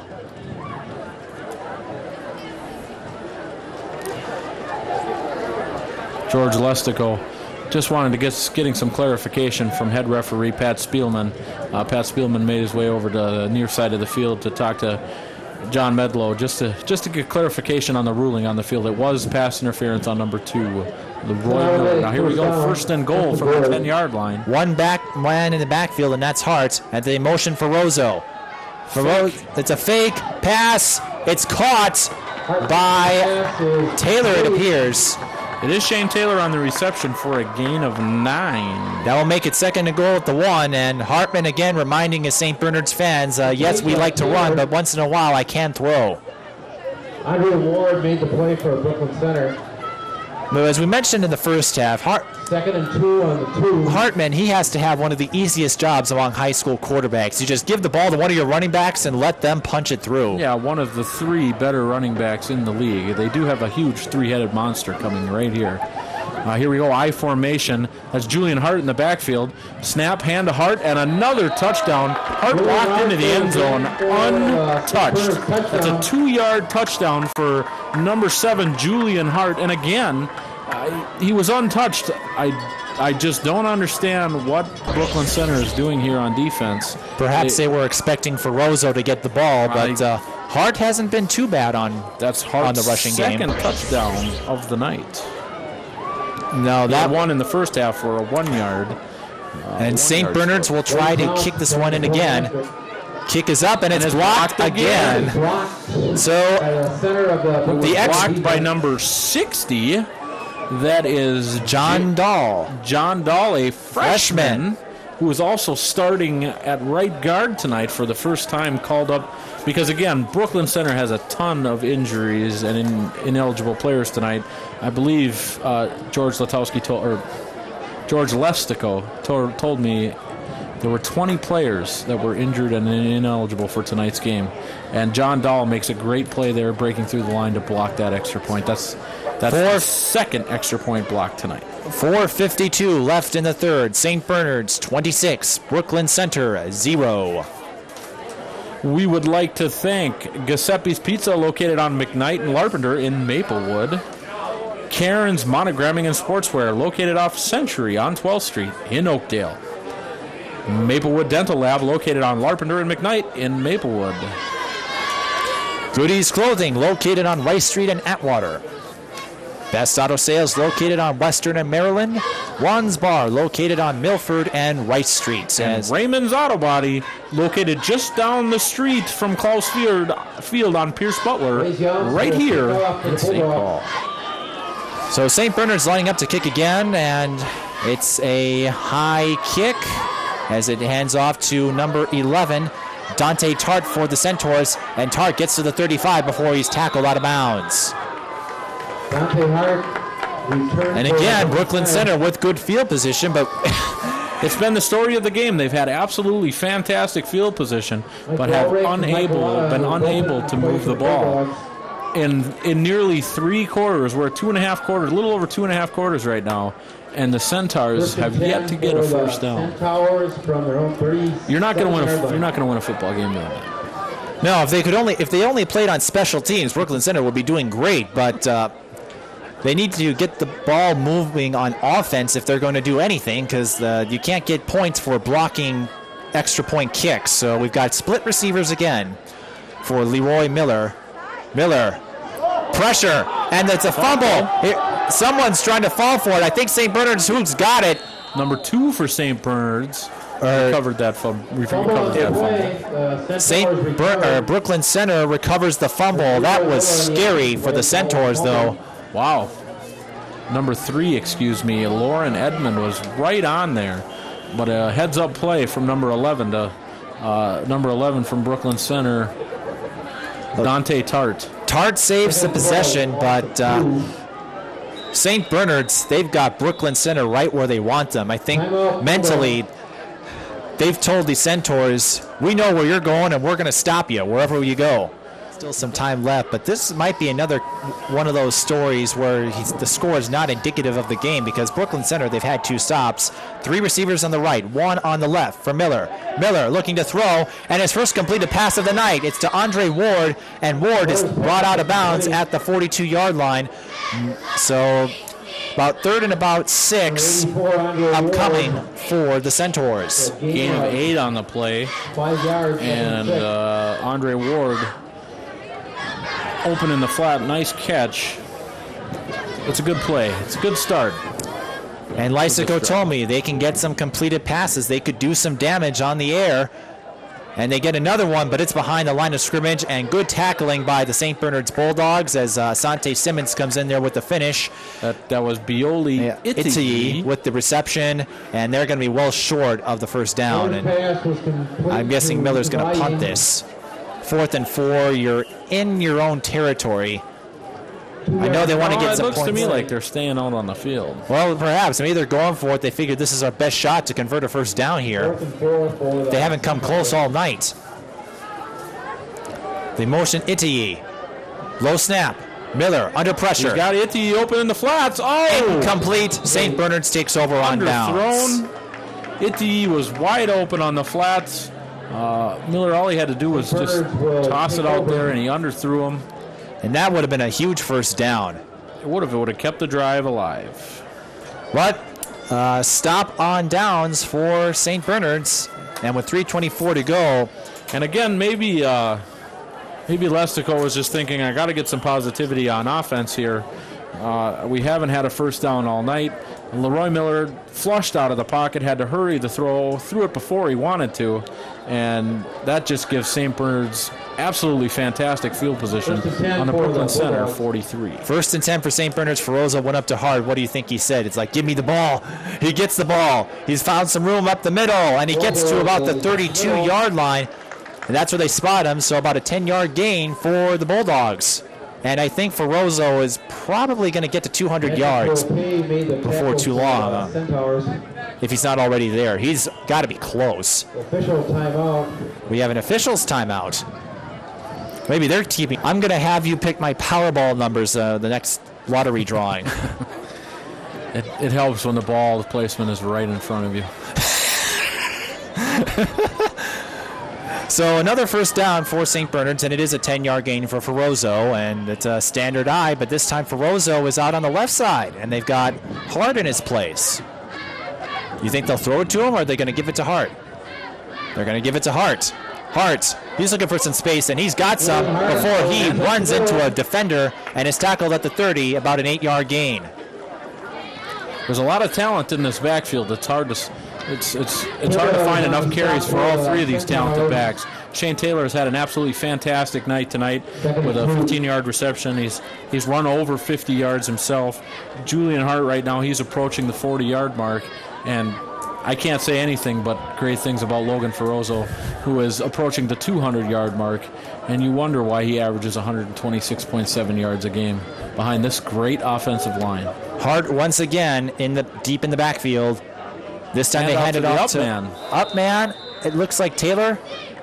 You can't see number 70's in his way. No, it was number 3. Lauren Edmond. Maybe they're looking to get everybody in on the running attack. They do pick up a first down. It was about 3 yards or so. But when you only need 2, 3 is more than enough. It's the Leroy Horde philosophy of football. If I need 3, I'll get you 2, but if I need 1, I'll get you 3. Former Viking Leroy Horde. Oh, yeah. I remember when he said that after a Packer game. He said, I'll run and get you, if you need 3, I'll get you 1, but if you need 1, I'll get you 3. I never understood that philosophy. I really didn't. Hart in the backfield, standard eye again. They hand it off to Hart. Hart. Spin move, but again, Brooklyn Center stacks him up at the line. That's great move. That's great job up front by number 11. Tart. And number 67, Robert Lee Ware. So second, great penetration by the linebacker and cornerback up front to stuff that run. 2nd and 11 for St. Bernard's. I was going to mention with Leroy Horde, I forget who it was, but years ago the Vikings had a 3rd and about 30. I believe it was against Denver, and he ends up converting a first down. They were just looking for some extra room to punt, and he gets them the first. So I formation. Standard eye. And look who's in the backfield. It's Ferrozo, but Hartman's going to go on a play-action pass instead, and he misses Hart. So a 3rd down and 11 coming up for St. Bernard's. And Medlow maybe talking to Hartman over there, asking, why didn't you go to Ferrozo? Intended for Julian Hart, and Julian was wide open there in the flats, and he just dropped it. I don't think Julian's used to catching the ball. He's run the ball so well tonight that I don't think he doesn't really have to worry about catching the ball when they're running like this. I don't think many St. Bernard's players are used to catching the ball. So Taylor's done pretty well. Taylor has done well. 3rd down and 11 for St. Bernard's. Brooklyn Center. I formation. This time they got Taylor on the near side. And what is that, Simmons up top? Simmons up top. Simmons struggling so far on offense. It's because they haven't had a chance. They haven't needed to throw to him. Not too often, no. And look who's in the backfield. and has the ball. It's Ferozzo, but he can't get them the first down. He's going to be well short. A 4-yard gain on the play. But St. Bernard's now, they're in the red zone. You think they'll go for it here. Their kicking game has not been successful. No, they've been blocked twice on both extra points. I'm thinking that Medlow's he doesn't have very much confidence in his kicker. I think he's just going to send Hartman back out there, and lo and behold, they're going to hand the ball to who else but number 34, Ferozzo. 4th and 6. They need to get the ball past the 12-yard line for the first down. Play action. Hartman is sacked. That's number 28. Our favorite guy, Wilfred Kimba, and he got some assistance from Emmanuel Kuku, the senior lineman, and so another 4-down stop for Brooklyn Center when St. Bernard's entered the red zone, and that's the 3rd time that they've gone in there and been rejected. And Lestico said, I've had enough of this. I'm bringing the house. That's exactly what he did. He brought the house and the trailer because everybody was in on that blitz. Great job by the Brooklyn Center defense. Now is the time for Leroy Miller to get this offense rolling and get some points put on the board. If they can't score in this possession, I don't think Brooklyn Center will have enough time to come back if they can't get some points here. This will likely be the last play of the 3rd. And I don't think they have Miller in there. No, they don't. They've got number 14, and he breaks through, and he's going to have to take the ball himself. Number 14 is Samuel Gordon, the senior 6'1" quarterback, keeps it and gets about a couple yards, or 3 yards, avoiding the sack. And that will be the final play of the 3rd quarter. As time expires, we will take a short break with one more quarter to play. It's St. Bernard's 26, Brooklyn Center 0. For centuries, man based his wealth on how much gold he had. That's why you need RDA Collectibles in Oakdale. Protect your wealth and your family's future. Call RDA Collectibles today at 651-777-0011 for your precious metals. There's no limit to your imagination at Karen's Monogramming and Sportswear. With over 20 years of experience in custom embroidery, athletic lettering, and heat press transfer, Karen creates it all on any type of fabric, from personalized baby clothes to doggy sweaters to class uniforms. Stand out from the crowd with Karen's Monogramming in Oakdale behind Beer Bellies. Call 651-777-6543 or visit her website at kmonogram.com. Raymond Auto Body is a leader in the collision repair industry, providing expert collision and hail repair for your vehicle. A family-owned and operated business, they have served the community since the mid-1940s. The 4th generation of the Slimkowski family is now carrying on the tradition of exceeding customer expectations and delivering superior craftsmanship in returning vehicles to their pre-accident condition. They are eager to assist you with your insurance claim or collision-related questions. Raymond Auto Body in the Midway area of St. Paul. Dars is the best ice cream on Rice Street. Dars Double Scoop on Rice Street satisfies your sweet cravings with 40 flavors of old-fashioned hard ice cream. Choices include the popular cake and ice cream and hard-to-find flavors black walnut and licorice chip. This 50-style ice cream shop is open year-round, so you can get ice cream the old-fashioned way anytime. Mention the score of today's game and get 50 cents off your order. Dars is the best ice cream on Rice Street. Maplewood Dental Lab is the place to go to get full service for your dental needs, including crowns, bridges, dentures, partials, splints, and retainers. We pride ourselves in service from accuracy to on-time performance with pickups and deliveries. We offer same-day relines, repairs, and small flippers with no extra charge for same-day service. Everyone on staff has over 25 years of experience. With 20 years in business, we've seen almost everything. Maplewood Dental Lab on the corner of McKnight and Lampert, where our customers are our top priority. So at the start of the 4th quarter, it's 26-0. The St. Bernard's Bulldogs over the Brooklyn Center Centaurs. With Brooklyn Center with the ball right now, again, this is the drive for them to get something going. 2nd and 7 for the Centaurs. I'm Mike Peden, and I'm here with Adam Jewett. And after this game, I hopefully will get called up by Fox Sports Net. I think Adam deserves it. And so once again, it's number 14, Gordon, with the throw, and he completes it to number 22, Itiyi. The referee spot him out of bounds, but that's a Brooklyn Center first down. Their first down of the game. to number 22, Itabai. And that is huge. Viola Itayai with his second catch of the game. First down for 8-yard gain, and their first down of the game. I think I want to stand up and give an applause. It's been 3 quarters, and I finally see a Brooklyn Center first down. One man in the backfield, 4 receivers. Low snap again, but Gordon, he breaks through pressure. He's trying to get rid of it. He pitches it to number 28, Wilfred Kimba. And Kimba won't go far. Wow. And so we're looking at about 6-yard loss on the play.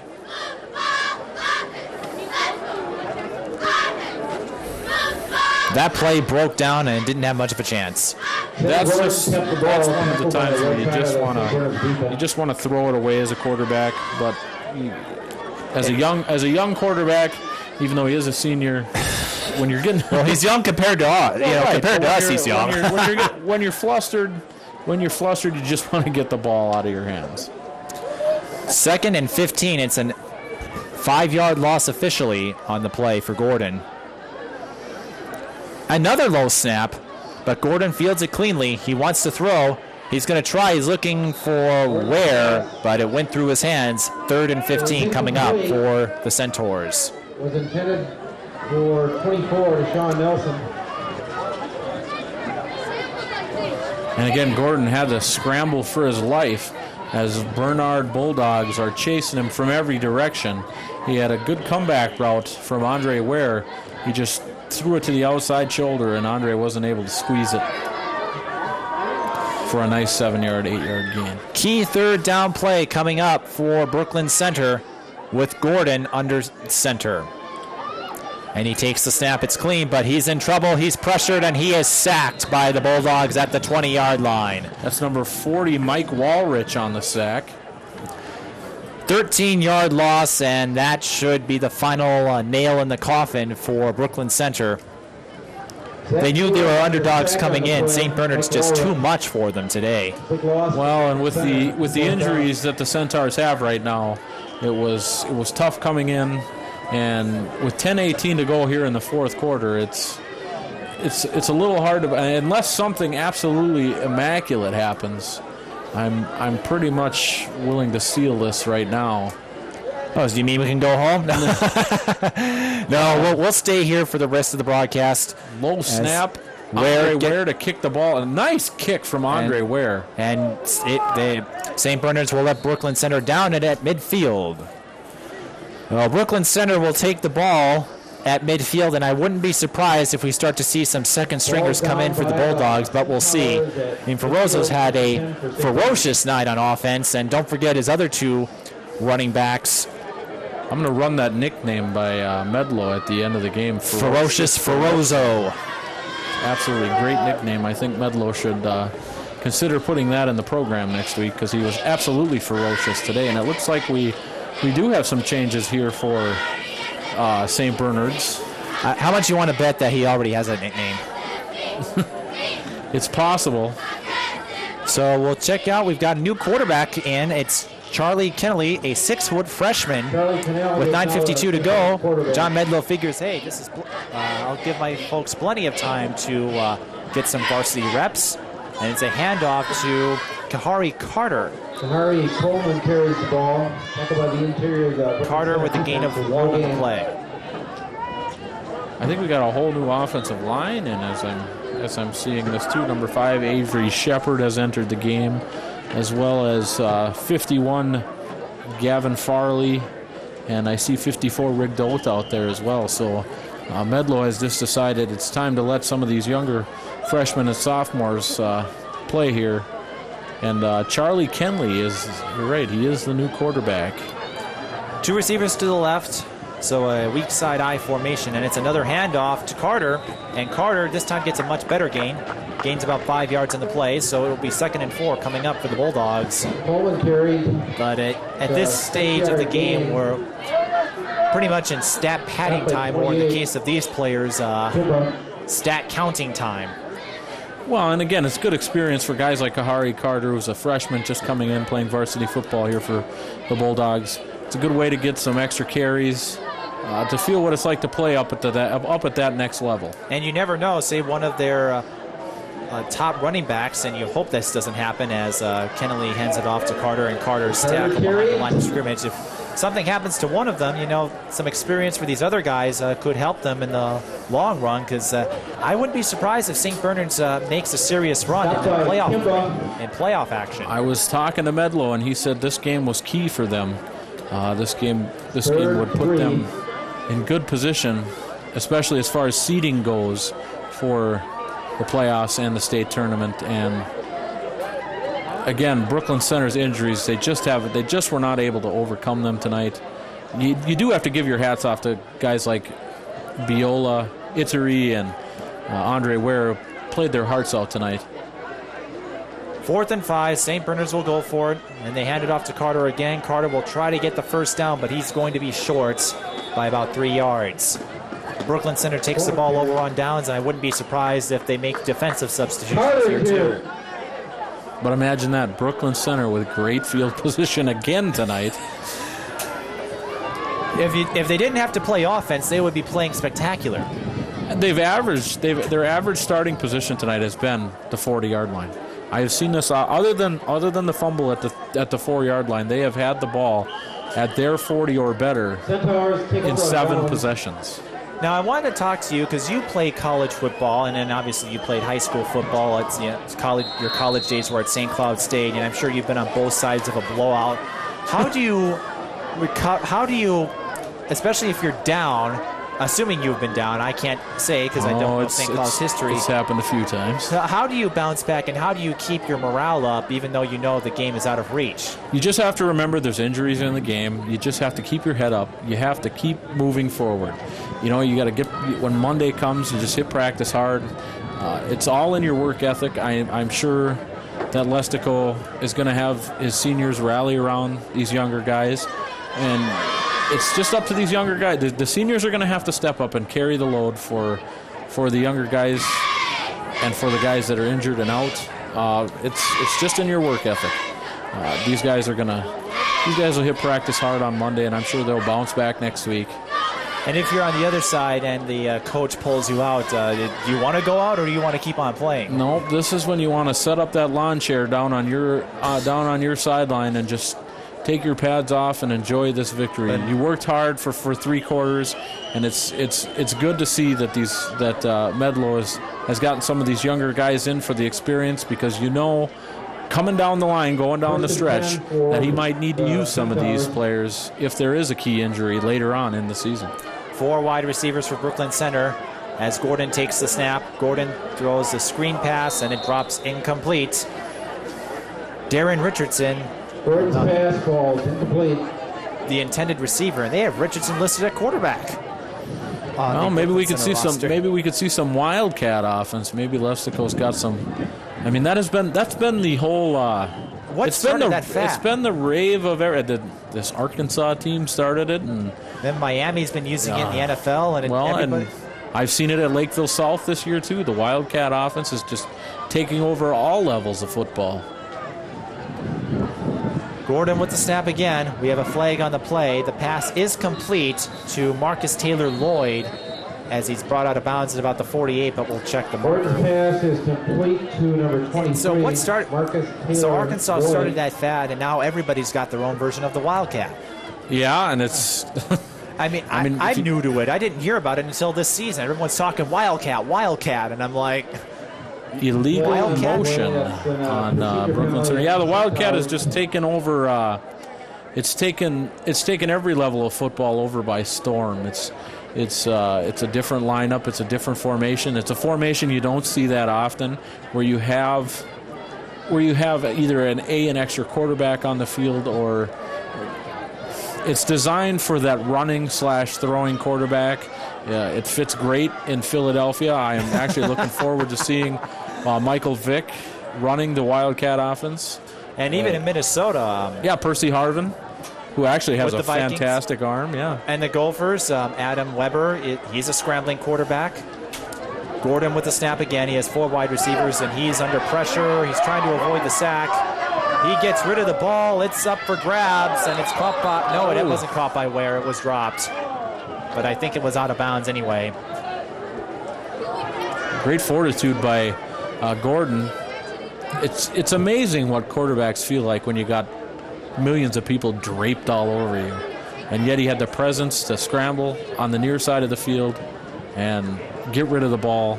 And he actually almost completed that pass. It's a nice play by Gordon. Brett Favre could give Gordon a few tips about having a bunch of guys all zoning in on you. I'm sure he's still feeling it from that San Francisco game.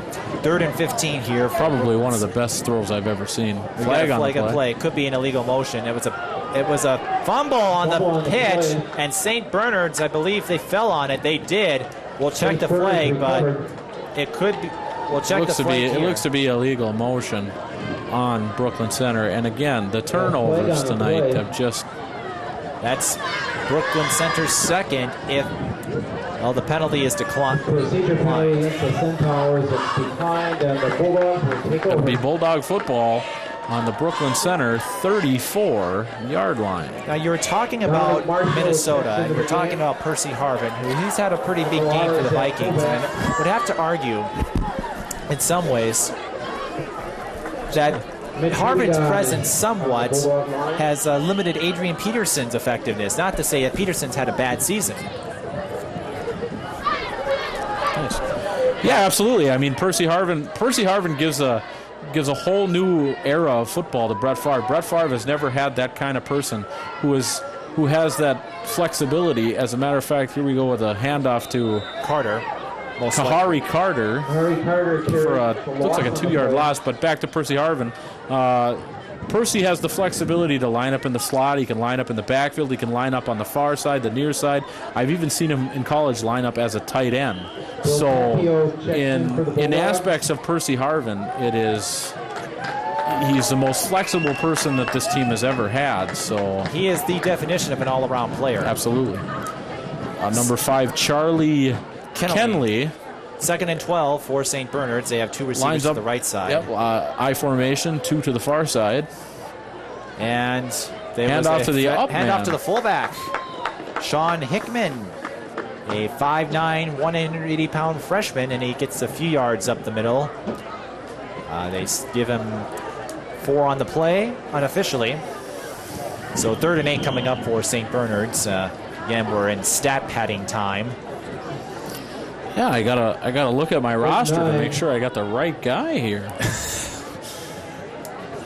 But again, if you're John Medlow, you're absolutely loving the fact that your younger guys are getting the experience needed, so that later on in the year, if there is an injury, as Kahari Carter. And Carter, I think he got the first down. We'll see what they spot. It's going to be close. It's going to be close.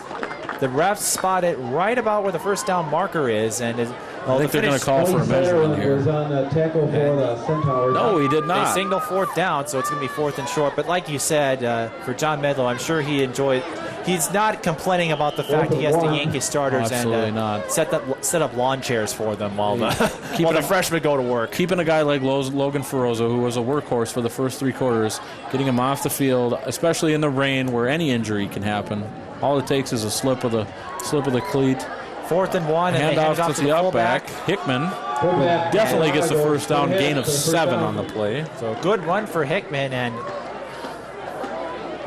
I'm looking at this depth chart of running backs here for St. Bernard's, and I know circumstances are somewhat different here with the game in St. Bernard's favor, but Hickman having some pretty good runs there. There could be 4 or 5 running backs. St. Bernard's they may almost have too many running backs to balance. Well, they got a guy like Kahari Carter in the backfield.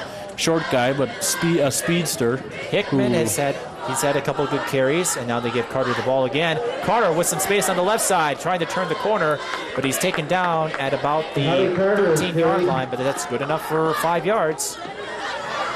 Again, when you're ripping off chunks of 5, 6, 10, or in the case of Logan Ferrozo, 36, 27, 15, 19. When you're ripping off yardage like that on a carry, it's hard to stop an offense who's moving the ball at will. 2nd and 5 for St. Bernard's, and they're familiar right side I formation. 2 men to the right, and then there are 2 backs. Hand off to Carter. Carter on the right side, and he's taken down about a yard to the first down. It'll be 3rd and 1 for St. Bernard's. Again, stat padding time. And how do you think those freshmen and sophomores feel out there tonight? Not only are they getting 8 or 9 minutes of play in the fourth quarter, but they're moving the ball well, they're running the ball well, and from the looks of it, John Medlow's got a lot of talent coming up right behind the Ferozos and Taylors of the world. 3rd and 2, and they hand it off to Hickman again, and Hickman has more than enough to get the first down as he's brought down at about the 6 for a 4-yard gain. And as you were saying, and I think they have to enjoy it, not just because they're out there playing, but it's not like they're sending them out there in the last minute for a couple kneel downs. They're sending them out there, they're making some plays, and I'm sure they know it's Brooklyn Center. They'll be facing some tougher teams in the Tri-Metro. You've got De La Salle, you got Minnehaha, who they lost to. You got Breck. They'll give you a good run. And then you've got the state tournament, where I'm sure Eden Prairie's a favorite. You got Cretin-Durham Hall. I don't know if St. Bernard's is in their class, but my point is they've got some tougher teams. This will build some confidence for those freshmen and sophomores if they have to come big. Absolutely. Come up big. 1st and goal as they hand it off to Carter. And Carter taken down in the line of scrimmage, so it will be 2nd and goal for St. Bernard's. And we'd like to remind you quickly that coming up on the RDA Collectibles and Karen's Monogramming and Sportswear post-game report, our own Luther Lampert will go out there and talk to Logan Ferozzo and Andre Ware after the game. Oh, no. Now don't get your undies in a bunch yet. We still got to pick players of the game. Now, Ferozzo and Ware had a great game. But what did I spoil the secret? We got 2.5 minutes to go. One of these guys could come up with a monster play here. But again, reminding you, but that is Carter on with the carry, touchdown. And it looks like he did. That is a 6-yard touchdown for Harvey Carter. And that builds confidence. Okay, so I was wrong about Ferozzo. We're going to go out and interview Carter. We're going to go out and talk to Carter. Well, we may as well just send every running back out there tonight for St. Bernard's because they've all done big things tonight. I'm telling you right now, I think a guy like Carter, he's probably asking the coach if he can keep that ball because that's his first touchdown via varsity. And a young guy like Carter, that's a confidence builder right there. All right. We'll talk to Lutz to see if we can get Medlow to give us every running back that's played tonight. Ferozzo, yes, he provided the big plays and the big yardage, but Taylor did some damage, and Hart, he had 2 touchdown runs. Carter has a touchdown. It wasn't just Ferozzo. It's been running back by committee, but Ferozzo has taken the... Ferozzo's the leader. Yeah. He's the navigator, and then the others follow his lead and plow the road, so to speak. Oh, absolutely. So with 2 minutes and 22 seconds left to go, the 2-point conversion was no good. St. Bernard's leads 32-0, and the Twins, they've got to deal with some adversity of their own. It's now 10-5 in the bottom of the 6th. Kansas City Royals are known as September spoilers. So hopefully the Twins can hang on and get back to within a game. I know they really needed to win that series with Detroit, but they split that series to stay alive in the AL Central race. But and speaking of division races, Vikings, they've got a big game on Monday night in terms of the division standings. It's huge because it's the Vikings and Packers, nationally televised. I'm sure it will draw high ratings for the network that will televise it. But they're expecting record ratings for this game, and for a smaller market. I mean, Green Bay wouldn't be Green Bay without the Packers, and the Vikings. Stephen Kwan and Jordan Atz have joined the kickoff. And the Vikings in Minnesota with the Twin Cities have the 15th largest media market. Not a small one, but not a New York or Chicago. But because of who Brett Favre is and Adrian Peterson, and Rodgers has done well for Green Bay, everyone wants to see, especially how Brett Favre handles against his old team, which is what a lot of folks expected when he retired, or left the Packers, I should say. No Green Bay fan wants to see Brett Favre in purple and gold. I'm sorry.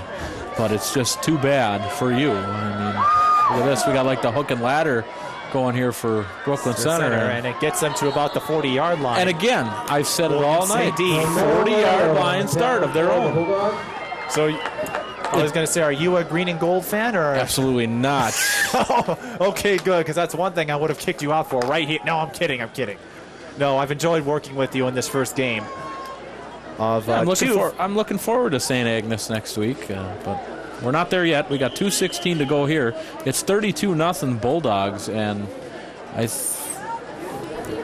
And we'd like to thank everybody here at Ty Video Productions. I know we had some adversity of our own, but we overcame it and brought you this game. And hopefully next week we won't have any problems, and we can put out some lawn chairs and maybe play some Wii or something. maybe play a little Madden or something. Play our own Vikings Packers simulation. We've got timeout on the field. Brooklyn Center is taking a timeout. Lystico probably looking to rally up his troops for the next game.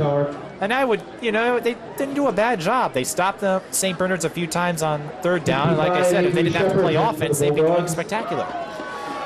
Yeah, the offensive stats are not they're not lining up well for Brooklyn Center. You look at the score, 32-0. You almost don't even need to do a breakdown of what happened. I mean, yes, St. Bernards got stopped a few times, but you can see the score, and that's pretty much tells you how the game has gone. Oh, absolutely. And again, it's not the fact that Brooklyn Center has done a bad job on defense. They really haven't. In the red zone, they've done an absolutely fantastic job. St. Bernards was in the red zone tonight 6 times, but only scored twice in the red zone. So those stats alone tell you that in the red zone, the Centaurs did absolutely fantastic, but it was between the 20s where a guy like Logan Ferrozo went to work. So they send in Darren Richardson at quarterback this time as they pitch it off to Sadie. And Sadie with some room. He gets the first down, and he runs out of bounds at the 44-yard line. And for Brooklyn Center, it's all about just establishing some confidence at the end of this game. And speaking of confidence, I think we've all gained some confidence of our own being able to pull this off. That was a 17-yard gain, their longest gain of the night. For Brooklyn Center. Yes, and it's great. It's great to see these young guys in the game. It's all about experience right now. Lestokow is just... Richardson, quarterback keeper, gains about 5 yards before he's tackled. Oh, see, I got to keep up here, huh? I think they saw you were looking at your stat sheet, so they were like, hurry up, snap the ball, see if we can catch him. Gain 5 yards. So a gain of 5 yards on the play, 2nd and 5. And one thing's for sure. I'm running out of room on my stat sheet with all these new guys. One thing's for sure, I don't think I'll be allowed to hold a crystal ball for the next game. We've got flags on the play. On the play. It looks like a false start on. I think as I said, I spoiled the secret. No, actually, I think we should see if Luther can get all those running backs. Maybe he can't talk to them can't talk to all of them for 5 minutes, but see if they can get. You got to get Ferrozo for sure. I think the 3 to talk to. I mean, I guess if we had to have. I mean, I know the rules are 1 player of the game per team, but in this case, the running back by committee in the first 3 quarters was absolutely phenomenal. All 3 players did a fantastic job, and Ferrozo is just a beast. And this Tri-County conference has got to watch out for him. Low snap. Richardson spinning out of the way. Gets to the line of scrimmage. And gets back to the original line of scrimmage before the false start. Another 5-yard carry for Darren Richardson. Sorry, I don't mean to walk on you there, Mike. But again. That's okay. You can take over my job. I'll sit on a lawn chair. No. I've enjoyed having you working with me on this first game. I've worked with many commentators over my career at Keystone Productions and now here at Ty Video Productions, and you're by far one of the best partners I've had in my 3-year announcing career. Richardson with the snap as they hand it off to number 1. Sadie with the first down. Sadie! Touchdown! Brooklyn Center, no flags. And Brooklyn Center has something to cheer about. William Sadie with a 40-yard run to pay dirt. Sadie had more yards on that carry than they did in 3 quarters. But I will admit, Sadie with a great burst of speed on the edge there. A nice 40-yard touchdown run. Is it too late to name a player of the game? Can we rename him? I think we might have to. Sadie's he's definitely making his campaign. And so Brooklyn Center, they do get some points on the board and get some confidence going into next week. Absolutely. For a guy like Sadie, that's absolutely fantastic. Sadie is a a sophomore. Richardson looking for the two-point conversion. It's the two-point keeper, and he's got it. Darren Richardson. And you got to give credit to, a freshman, 5'6", 140-pound freshman quarterback with enough gumption to break a tackle at the 4-yard line and stick it in there for 2. And again, I think that just shows you the fortitude of a team from Brooklyn Center who, even though they're down 32-0, is still got enough fight in them to put some points on the board. So 47.1 seconds left. St. Bernard's up 32-8. So Brooklyn Center needs about 3 more onside kicks, 3 more touchdowns like that. Maybe they'll get back in the game. It's not enough time. But I tell you what, there's 47.1 seconds left in the game. I think it's fair to say we can announce our players of the game right now. And my player of the game, I know Sadie just put his stamp on this game for the Brooklyn Park Centaurs, or Brooklyn Center. Offensively, anyway. But my player of the game is still number 84, Andre Ward. He was all over the field on defense.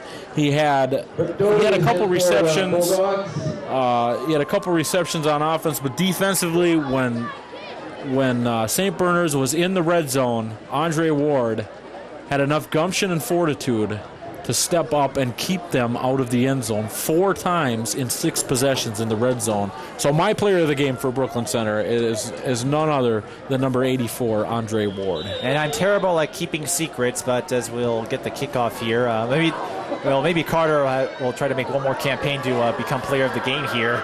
Okay, maybe not. As he takes the tackle at 20. I spoiled the secret earlier, but if I had to pick one player, Logan Ferrozo is the sure bet for player of the game. He had over 200 yards rushing, and no one could stop him. But as we mentioned earlier, their running back committee, they would all deserve the player of the game award tonight. And again, Ferrozo put up the most yards, but Taylor did some damage, and then Julian Hart got a couple touchdown runs in there. Again, Ferrozo's the big guy, but for St. Bernard's, I would not want to face them as an opposing coach, because if Ferrozo's struggling, they've got 2 more running backs to support them. And that's not to count all the freshmen that they've got who had some experience tonight. So Ferrozo gets my player of the game award, but I got to give credit to the entire running back committee, or at least the starting running backs for the St. Bernard's Bulldogs, as, victory formation there. I don't think they're going to nail. They're going to get one, maybe 2 more plays in here. You got your wish. Logan Ferrozo has 28 carries for 219 yards on the night. Almost 10 yards a carry. Oh, it's phenomenal how well they ran the ball tonight. St. Bernard's just came out and said, hey, this is what we're going to do. We're going to line up. We're going to play smash mouth, Minnesota high school football. We're going to run right at you. Stop us. And tonight, Brooklyn Center just wasn't able to overcome the injuries and keep it within reach. And a guy like Logan Ferrozo with 28 carries and 219 yards, it just puts into perspective what these injuries did to the Brooklyn Center Centaurs tonight. Listen to that homecoming crowd getting a great homecoming present from their St. Bernard's Bulldogs. They win this one 32-8 and move to 4-1 on the season. Stay tuned for the Postgame Show, brought to you by Karen's Monogramming and RDA Collectibles. For centuries, man based his wealth on how much gold he had. That's why you need RDA Collectibles in Oakdale. Protect your wealth and your family's future. Call RDA Collectibles today at 651-777-0011 for your precious metals. There's no limit to your imagination at Karen's Monogramming and Sportswear. With over 20 years of experience in custom embroidery, athletic lettering, and heat press transfer, Karen creates it all on any type of fabric, from personalized baby clothes to doggy sweaters to class uniforms. Stand out from the crowd with Karen's Monogramming in Oakdale behind Beer Bellies. Call 651-777-6543 or visit her website at kmonogram.com. Raymond Auto Body is a leader in the collision repair industry, providing expert collision and hail repair for your vehicle. A family-owned and operated business, they have served the community since the mid-1940s. The 4th generation of the Simkowski family is now carrying on the tradition of exceeding customer expectations and delivering superior craftsmanship in returning vehicles to their pre-accident condition. They are eager to assist you with your insurance claim or collision-related questions. Raymond Auto Body, in the Midway area of St. Paul. Dars is the best ice cream on Rice Street. Dars Double Scoop on Rice Street satisfies your sweet cravings with 40 flavors of old-fashioned hard ice cream. Choices include the popular cake and ice cream and hard-to-find flavors black walnut and licorice chip. This 50-style ice cream shop is open year-round, so you can get ice cream the old-fashioned way anytime. Mention the score of today's game and get 50 cents off your order. Dars is the best ice cream on Rice Street. Maplewood Dental Lab is the place to go to get full service for your dental needs, including crowns, bridges, dentures, partials, splints, and retainers. We pride ourselves in service from accuracy to on-time performance with pickups and deliveries. We offer same-day relines, repairs, and small flippers with no extra charge for same-day service. Everyone on staff has over 25 years of experience. With 20 years in business, we've seen almost everything. Maplewood Dental Lab on the corner of McKnight and Lampert, where our customers are our top priority. All right, we talked about it before the game and at halftime. The injuries kind of came back, and how much do you think that affected the team's performance tonight? Oh, it's huge. We got 20 guys out between injuries, the flu. We got 10 starters out at least, and a couple more probably that would be if they weren't ineligible. And so, yeah, I mean, it's, we started half a JV team, so I got to be proud of the guys and the fight they gave up. It was what I said, their ground game. We didn't execute on offense. We had mental breakdowns on plays that we've been doing since the start, but we got some new guys in there, and new guys in the game, varsity game, lights, Hamline, they get excited and they make mistakes, and so, but for us, hopefully it was a growth moment for all our young guys, and be a builder for the future. Seniors don't want to hear that, but it's what it is. What positives do you think you can take from tonight and carry into next week? Well, just like I said, we got a lot of young guys getting experience, which helps. It's the best thing is that the kids didn't give up. They kept fighting hard, and that's really what we've been trying to preach here, and keep getting better towards the end. We get a couple guys back from the flu, hopefully next week, and if we can avoid other guys getting the flu. That's what you got to do. We didn't really have any serious injuries tonight. We had one guy re-aggravate something. It was a two-way guy, of course, because why not? But, all in all, I think, it is what it is. All right, well, thanks again, Coach, and better luck to you next week. Thank you. Offense is a little more crisp in the second half. What led to that? Well, at halftime we decided that we just need to come off the ball and hustle up to the ball, and we told our running backs that they were trying to make too many cuts in the first half. We told them to just hit the hole, and then once they get in the secondary, make their move, see what they had to do, and they were able to do that. So we were able to get a couple good touchdowns out of it. So. All right, well, you're 4-1 now with the win. Are you thinking about postseason already, or is that? We are. Hopefully, this game will secure the number one seed in our playoffs. With now we have a goal we can win a conference championship, which we won it last year, so we can defend it. We play the three toughest teams in our conference: Concordia, St. Croix, and St. Anthony, and they're good. And so we got to come out and play, and we got to keep getting better and see what happens. So. All right. Well, thanks again for your time, Coach. I appreciate it. Congratulations. Thanks, good luck to you next week. Thank you, Luther. And final stat count for tonight's game. Well, it was in St. Bernard's favor. 219 yards rushing for Logan Ferrozo tonight on the St. Bernard side of the ball, and their other two running backs. Final stats go like this. Dan Hartman, 2 for 7, 24 yards with one pick. Logan Ferrozo, again, 28 carries, 219 yards. Julian Hart, 9 carries, 30 yards. He also had 2 touchdowns, 1 of 2 yards, 1 of 1 yards. Shane Taylor, 6 carries for 45 yards, 1 receptions for 15 yards. On the other side of the ball, Brooklyn Center, William Sadie had 2 carries for 58 yards, including a 40-yard touchdown. Leroy Miller, 2 for 5 for 9 yards and 4 carries for 17 yards. Not much stats on the Brooklyn Center side of the ball, but Sadie had that 40-yard touchdown, and that was their highlight of the night. We'd like to thank RDA Collectibles and Karen's Monogramming and Sportswear for the post-game report. Stay tuned next week when we come to you from the new Concordia Stadium for St. Agnes against Litchfield. For everybody here at Thai Video Productions, this is Mike Peden saying so long, everybody.